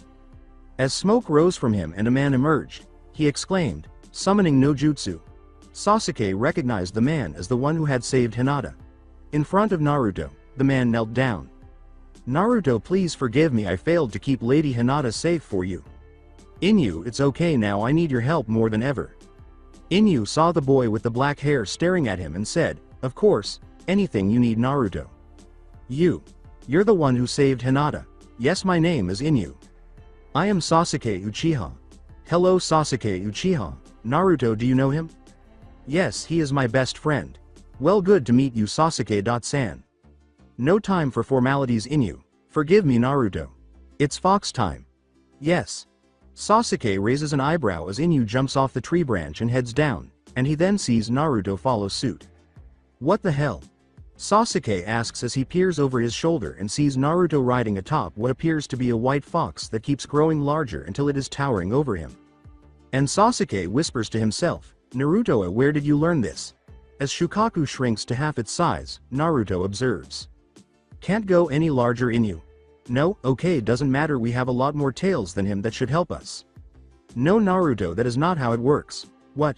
"Imagine that all the demon lords have 9 tails. Shukaku is just the weakest, so he was forced to make all 9 of his tails into one. So he basically still has more tails than you?" "Yes." "Damn, then this will be hard. It gets worse." "How could it possibly be any worse? All demon lords are given a special ability only they can use. Called Bijudama. How strong is it?" "You know my energy balls." "Yeah. 100 of those could not defeat it." "Holy. Ah." Inu's abrupt movement cut off Naruto. Shukaku had attacked with some wind bullets and didn't appear to be stopping. "Keep dodging him while I think of a plan." "All right." Naruto observed Shukaku, noting that each time he approached, he would retreat and launch another round of wind bullets. "Inu, I got it. Try to move in close. He's a long-distance fighter, we can beat him with close-range attacks." Inu nodded and charged at Shukaku, who continued to fire bullets. Despite his best efforts to avoid, he managed to get to Shukaku and used his claw to cut off an arm. "Ah!" Shukaku exclaimed while clutching his arm. "Ah!" Inu attempted to swipe Shukaku's other arm, but Shukaku ducked and knocked him back with an uppercut. As Inu spat some blood out of his mouth, Naruto screamed, "What the hell? How is he so fast?" Forgot to mention they are blessed with incredible agility. Great. Naruto heard the loud sound of something forming while he was deep in thought. When Naruto looked up, he saw the red ball of raw power rushing in his direction. When Inu's energy ball struck Shukaku's, it was swiftly absorbed, but it gave Inu enough time to dodge. Shukaku fired more wind bullets, clipping Inu in the shoulder and knocking him down. Naruto flew off his back and headed for the ground, staring as a tree approached him. "Ha ha ha, you two are fun," Shukaku said. Naruto sighed in relief when he realized he was on Inu tails. "Inu!" he called before he reached it. He shielded himself by drawing his arms forward, but he felt them strike a fluffy substance. After Inu pulled Naruto back onto his back, they resumed their battle with Shukaku. Looking at Shukaku, Naruto noticed Gaara dozing off on his head. "What's the plan, Naruto?" he asked. "We get Gaara and wake him up so he can have control of the demon within him." "Sounds good, but how?" "Attack." "All correct." Inu leapt into the air, curled into a ball, and spun around, blocking all of Shukaku's wind. Born blows. He uncurled as he landed directly in front of Shukaku, biting his arm and using his tails to hold the other down. He muttered, "Go," into the sand. Shukaku was about to land when Naruto jumped from Inu and headed in his direction when a fist formed out of the sand and punched him, knocking him back. After releasing his hold, Inu grabbed Naruto and laid him on his back. "Damn this demon." When Naruto heard a scream, he looked down to see Hinata being swallowed by sand. "He's a demon lord, I'd be surprised if we could win." "Hinata." Just as he was ready to leap down, the sand that was wrapped around his and Inu's feet immobilized him and caused his eyes to turn red. Shukaku held his open palm up to them and a blue orb materialized, saying, "Time to end this, fox and human." "Oh no," Inu said. "Bijudama." The blue orb expanded and moved in the direction of the Inu, who were having difficulty. "Naruto, you have to get out. This attack is too powerful for us." As 3 tails emerged from behind him, he grabbed his sword's hilt and charged it with Kyuubi's chakra. Naruto yelled in his surprisingly demonic voice, "Hack!" Kazejiri. It became clear that Naruto's attack was losing as it slammed down towards the Gran Rey Sero, stopping it in its tracks and forcing them to battle for supremacy. "It was a good try, Naruto. It's not over yet." Kyuubi. "Yes, Naruto. Since we are joined because of your new spirit form, does that give me access to all of your abilities?" "You always have, they just will now flow easier. Though some abilities you cannot perform due to the fact you cannot control more than 3 tails." "Okay, thanks." Naruto's next jutsu interrupted Kyuubi. "Naruto, what are you thinking?" With the words, "Combo transformation no justu," Naruto changed both Inu and himself into Kyuubi's form. The Gran Rey Sero had taken over Naruto's sword attack and was still moving in their direction when her red chakra engulfed it. With complete command of the transformation, Naruto called out his attack. Kyuubi Bijudama. What? In response to Naruto's attack, Kyuubi and Inu both mentally yelled as Naruto opened Kyuubi's mouth and a blue orb materialized. As Naruto's attack sprang from its mouth and collided with Shukaku's, Kyuubi thought, "Holy shit." The moment they touched Kyuubi's, it engulfed Shukaku's and vanished, ramming itself into Shukaku's body and destroying it. Shukaku's head was resting on a heap of sand after it was finished. As he leapt and ended the transformation, Naruto called out to Inu, "We are attacking now." They landed above Shukaku's head. Naruto jumped down and, not wanting a repeat, aimed himself directly at Gaara, slamming their heads together. Naruto lost control and summoned Inu as a result of the pain and excessive chakra use. When Gaara woke up, Shukaku instantly vanished into the sand. Gaara was lying on the ground, clutching his bleeding head in agony, when he heard footsteps and saw Naruto, who was also covered in blood, approach him slowly. "No, get away. Stay away from me." Gaara looked up to the girl his brother had abducted and swiftly freed her from her sand trap, where Sasuke was waiting to capture her. "As long as you hold someone precious to me, I will keep on coming after you." After letting out a sigh of relief, Naruto fell to the ground beside Gaara. They gazed at one another intently. Naruto kept staring at Gaara until his face softened and he spoke, asking, "What makes you so strong?" Gaara looked at Naruto in confusion and said, "I am strong because I have a precious person to protect. She gives me my strength to defeat any obstacle in my path." "Precious person? Yes, you have valuable people too, Gaara. Your family, including your brother and sister, should always be valuable to you." Gaara remained silent, even when his sibling arrived to pick him up. After taking a chakra pill and appearing to be defeated, Kankuro sat on his knees and bowed to Naruto before approaching Gaara. After witnessing Kankuro's face, Naruto's slave laws take effect. "Thank you for sparing my family, Naruto." He rises to his feet and faces Kankuro. Kankuro. Yi. Bam! Naruto blows Kankuro in the face with his fist, sending him flying into a tree. Fourth law: if any individual insults your master, your duty as a slave is to punish that individual as long as that defense does not conflict with the first law. That's what you get for hurting and kidnapping Hinata. Hope you understand. Naruto then falls backwards from the strain.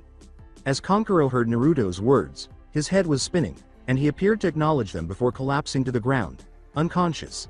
He returns to Gaara and Temari after waking up. Kankuro. Temari. Gaara.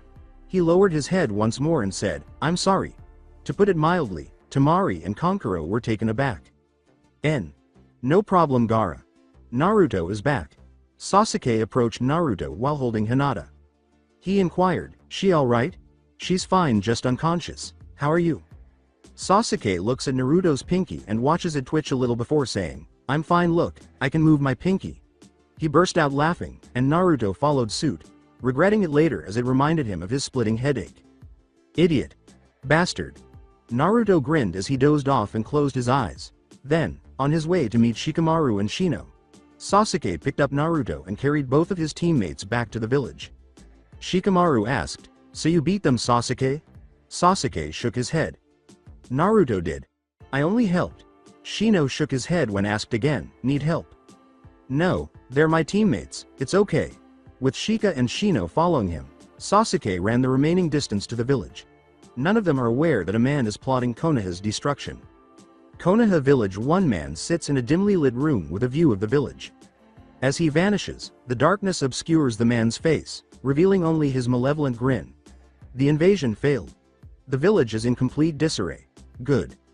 1 week has passed since the invasion of Konoha, and the number of bodies is still growing every day as more are discovered nearby. The village is gradually re-establishing itself. In order to recover from the invasion, Team 7 has been placed on indefinite leave. Naruto and Hinata are asleep at night when the door is knocked on. Anbu is waiting when Naruto opens the door after waking up. The Hokage wanted to see Hinata Hyuga, so Naruto went to wake her up and told her what the Anbu had said.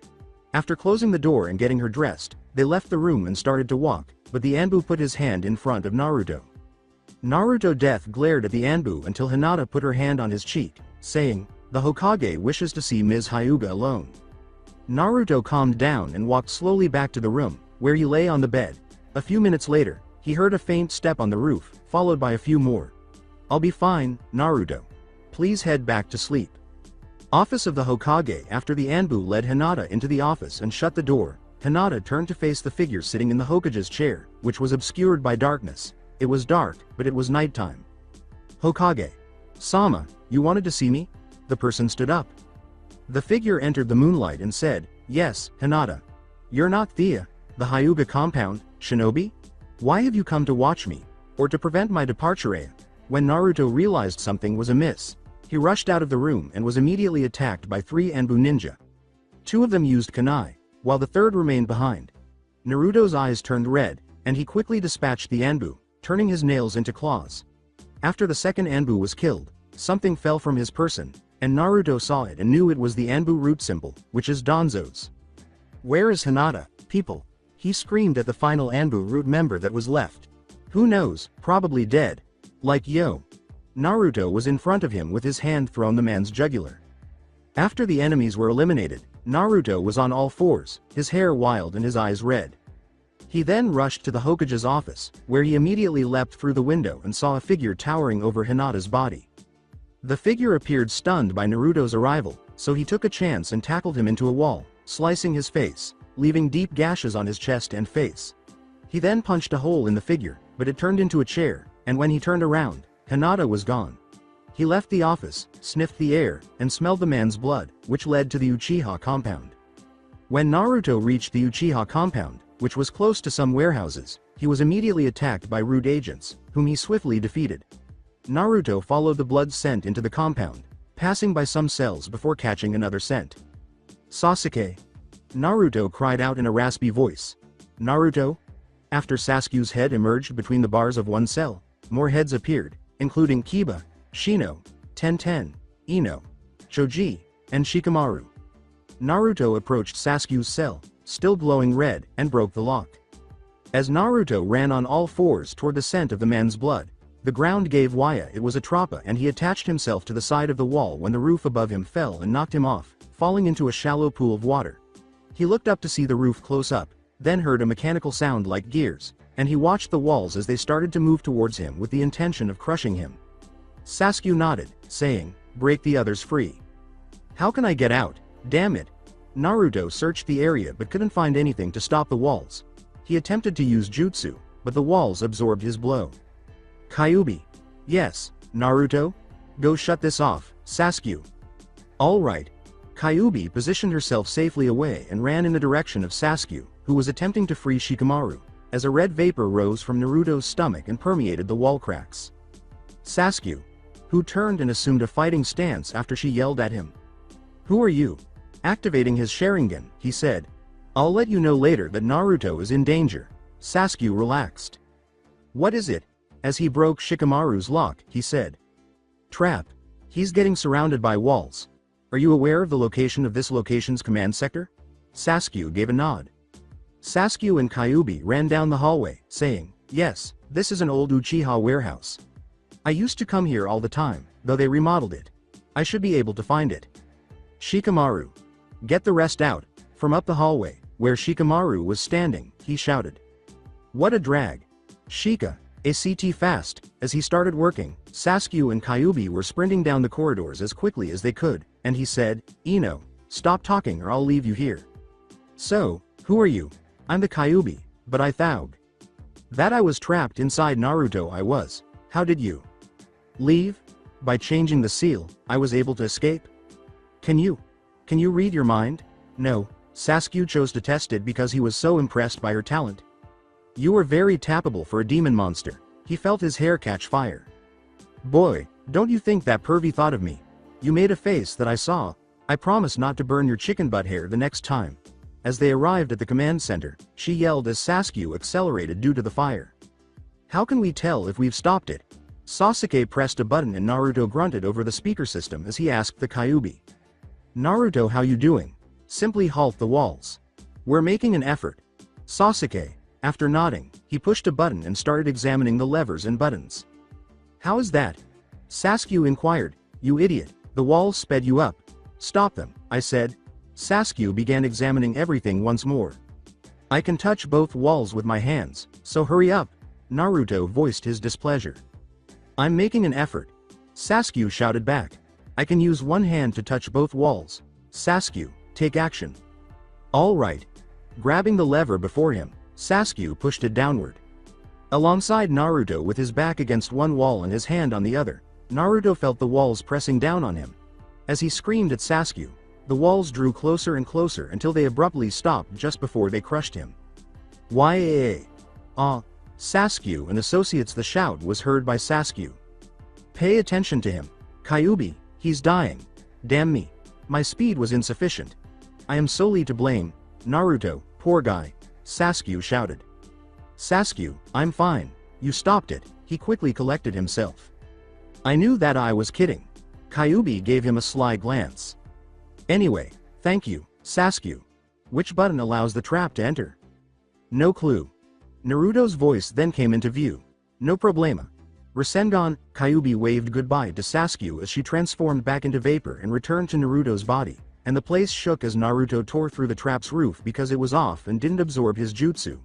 After that, Naruto started running along the walls once more, dodging more obstacles, until he reached an open space with a single figure holding a brush. "Hello, I'm Sai, and I'm here to kill you." Naruto approached him a few paces before Inu was revealed by a puff of smoke. "Inu, I didn't. I called upon him, Naruto," Kyuubi said. As he ran across on all fours past Sai, Naruto nodded and said, "We have much bigger fish to fry." He drew some gay-ass tigers, who jumped out and attacked, but Inu killed them with his sword. "I won't let you out," he said, permitting Naruto to proceed. "Now, boy, your fight is with me." Inu grinned as the warehouse grew bigger, creating plenty of space. Sai defecated while glancing at the big fox. The Hyuga compound. Someone was sitting in a chair waiting for him when the figure dashed into the main hall. "Elder, it's time to activate it. He discovered our plot to kidnap the village heirs." "Where are they?" "In the back section of the abandoned Uchiha compound, warehouse 7. "Good. Any guards?" The figure, who was bleeding from his face and chest, said, "No, Naruto probably killed them all." "Very good. Danzo." The figure entered the moonlight once more, exposing Danzo's sliced face. "He'll be here any second. Be ready to activate it." "Yes, of course." Boom. Naruto smashed through the door and saw Danzo clutching Hinata. Danzo turned to the elder and said, "You, give her back." "Activate it now." The elder said nothing, just watched as a fist was punched through Danzo's chest before he could say another word. Naruto pulled Hinata back and leapt away from Danzo to assess her condition, and the elder then stood up and approached Danzo. Danzo coughed up blood and said, "Why?" The elder grinned. "You're worthless now, Danzo." After witnessing Danzo's demise, he turned to face Naruto, who had transformed back into his original form. He said, grabbing his attention, "Naruto, I own you." Rewind. After the slave ritual, Naruto was sleeping in his bed when the door to his room opened and the elder appeared. He approached Naruto and knelt beside him, whispering in his ear. "Naruto, in this state you are very suggestible. Now in a few years I will tell you these words so you belong to me, and when I do you will be under my control and I will be your new master." The elder got up and left. The end of the flashback. Naruto straightened up and turned to face the elder. The elder grinned and said, "Yes, master. Now drop the Hyuga girl and come over here." Naruto thumped Hinata to the ground before approaching the elder. The impact roused Hinata, who slowly got up to look around and saw Naruto with the elder. "Naruto?" Hinata saw Danzo in a pool of his own blood, but where did he go? "Naruto." She glanced at him and noticed that he was not responding to her. "Naruto. Naruto." When nothing changed, the elder started to chuckle. Hinata was shocked to learn, "Don't waste your breath, my dear heiress. He is now under my control. He did not move when I said, 'Naruto, come here.' I command you to come here, Naruto," she shouted, nearly crying, but he remained motionless. He said, "Naruto, why don't you teach our heiress a fighting technique?" Naruto took a step forward before pausing. Now, when he yelled at him, Naruto ran forward and punched Hinata in the stomach, causing her to fall to her knees in agony. He then lifted her up by her head and threw her against a wall, continuing the assault in which he repeatedly punched her in the stomach before dropping her and continuing to punch her body. Hinata closed her eyes, unable to look at his emotionless expression, accepting that she was going to die when she felt water fall on her cheek and then another drop enter her mouth. "Saltia," she thought as she opened her eyes to see Naruto beating her, tears streaming down his face. She said, "Naruto, please stop." He stopped with his fists in the air, which infuriated the elder. "Naruto." He didn't answer. "I command you to come back to me, Naruto." The elder gave her a hateful look as Hinata slowly stood up, still in pain, after he yelled and Naruto returned. Since your birth, girl, you have been a pain in my side. You and that boy were too intelligent to be subdued, and I want to rule the Hyuga clan.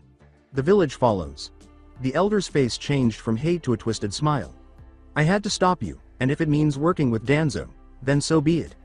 I will kill you and hold the other heirs hostage, making the clan heads bow down to me. I would kill you, but I believe Naruto would hurt you much more if he did it. Naruto gave him a startled look that said, please don't. Naruto, kill her. Naruto stepped forward, then stopped, trembling as though he were struggling for control. Kill her, Naruto. I command you. When Hinata felt Naruto's arm enter her body, she looked down at it and then up at Naruto, whose face was covered in more tears and his eyes were so hurt and anguished that she lifted her hand to his face and lightly touched it. Hinata watched as if in slow motion. Naruto broke into a sprint and ran straight towards her as he drew his head back, turning into a claw and thrust it forward into her stomach and out the back. When Hinata's body went limp, Naruto collapsed to his knees, and he stared at the ground for a few seconds before roaring, Naruto, it's okay. I forgive you because I love you. No, he clutched his head and kept on yelling unknown to him what was happening inside. The mindscape. When Hinata went limp, Kyuubi cried, but then everything around her started to glow. She watched the slave seal react to Naruto's emotion, and then Kyuubi had a revelation. Kyuubi was inside Naruto's body, where she stayed during the night in case of emergency. Before she realized she couldn't get out to help or stop Naruto, the slave seal somehow blocked her escape. This is what is required. She transformed into a fox and whipped her tails out towards the slave seal, tearing it from the walls. As she did so, an explosion of energy occurred, and she watched outside as Naruto dealt with it. His eyes and mouth glowed white, and the elder simply backed away. Naruto sent out a shockwave of energy that knocked the elder against a wall, and when it was over, Naruto was standing and staring at Hinata's body. The elder took a few steps in Naruto's direction. The elder would later regret saying, "Slave, come here." Naruto turned to face him, his eyes redder than ever, his body starting to turn red with chakra, and 3 tails shooting out of his lower back. I'll kill you because you forced me to do this. As the chakra scorched his skin, Naruto roared and swiftly wrapped his tails around the elder's limbs, lifting him into the air. Even though you are incapable of feeling my suffering, I will make sure you experience it to the fullest extent possible. As he was saying that, one tail tore off the elder's arm, and then another tore off a leg. This continued until the elder was reduced to a limbless chunk of living meat. Please, I beg you, Stoppa. Cease. You ordered me to kill her, you bastard. What did you do when Hinata asked you to stop? Perish. An additional tail emerged from his back. 3 of them punctured the elder's body in various places, keeping him alive, while the 4th was lifted above his heart. Noah Ib. The elder was killed when the last tails pierced his heart, and Naruto went back to Hinata's side after everything was finished. As the red chakra started to fade, Naruto took a kunai out of his pack and said, Hinata-chan, I'm so sorry. I failed to protect you. In the end, I was the one who hurt you the most. Wait, Naruto. As he held the kunai over his heart, ready to pierce it, Naruto ignored her and yelled Kyuubi from inside of him. Goodbye, everyone. Naruto pushed the kunai in the direction of his heart, but something stopped him before it could reach it. When he opened his eyes, he saw Kakashi standing in front of him with a hand sign, and Sasuke holding his knife. Wielding hand. Sleep, Naruto. Naruto passed out at that very moment. So that's it for today. I hope you guys enjoyed it. Don't forget to like, share and subscribe to the channel for more awesome stories like this. Thank you. See you all in my next video.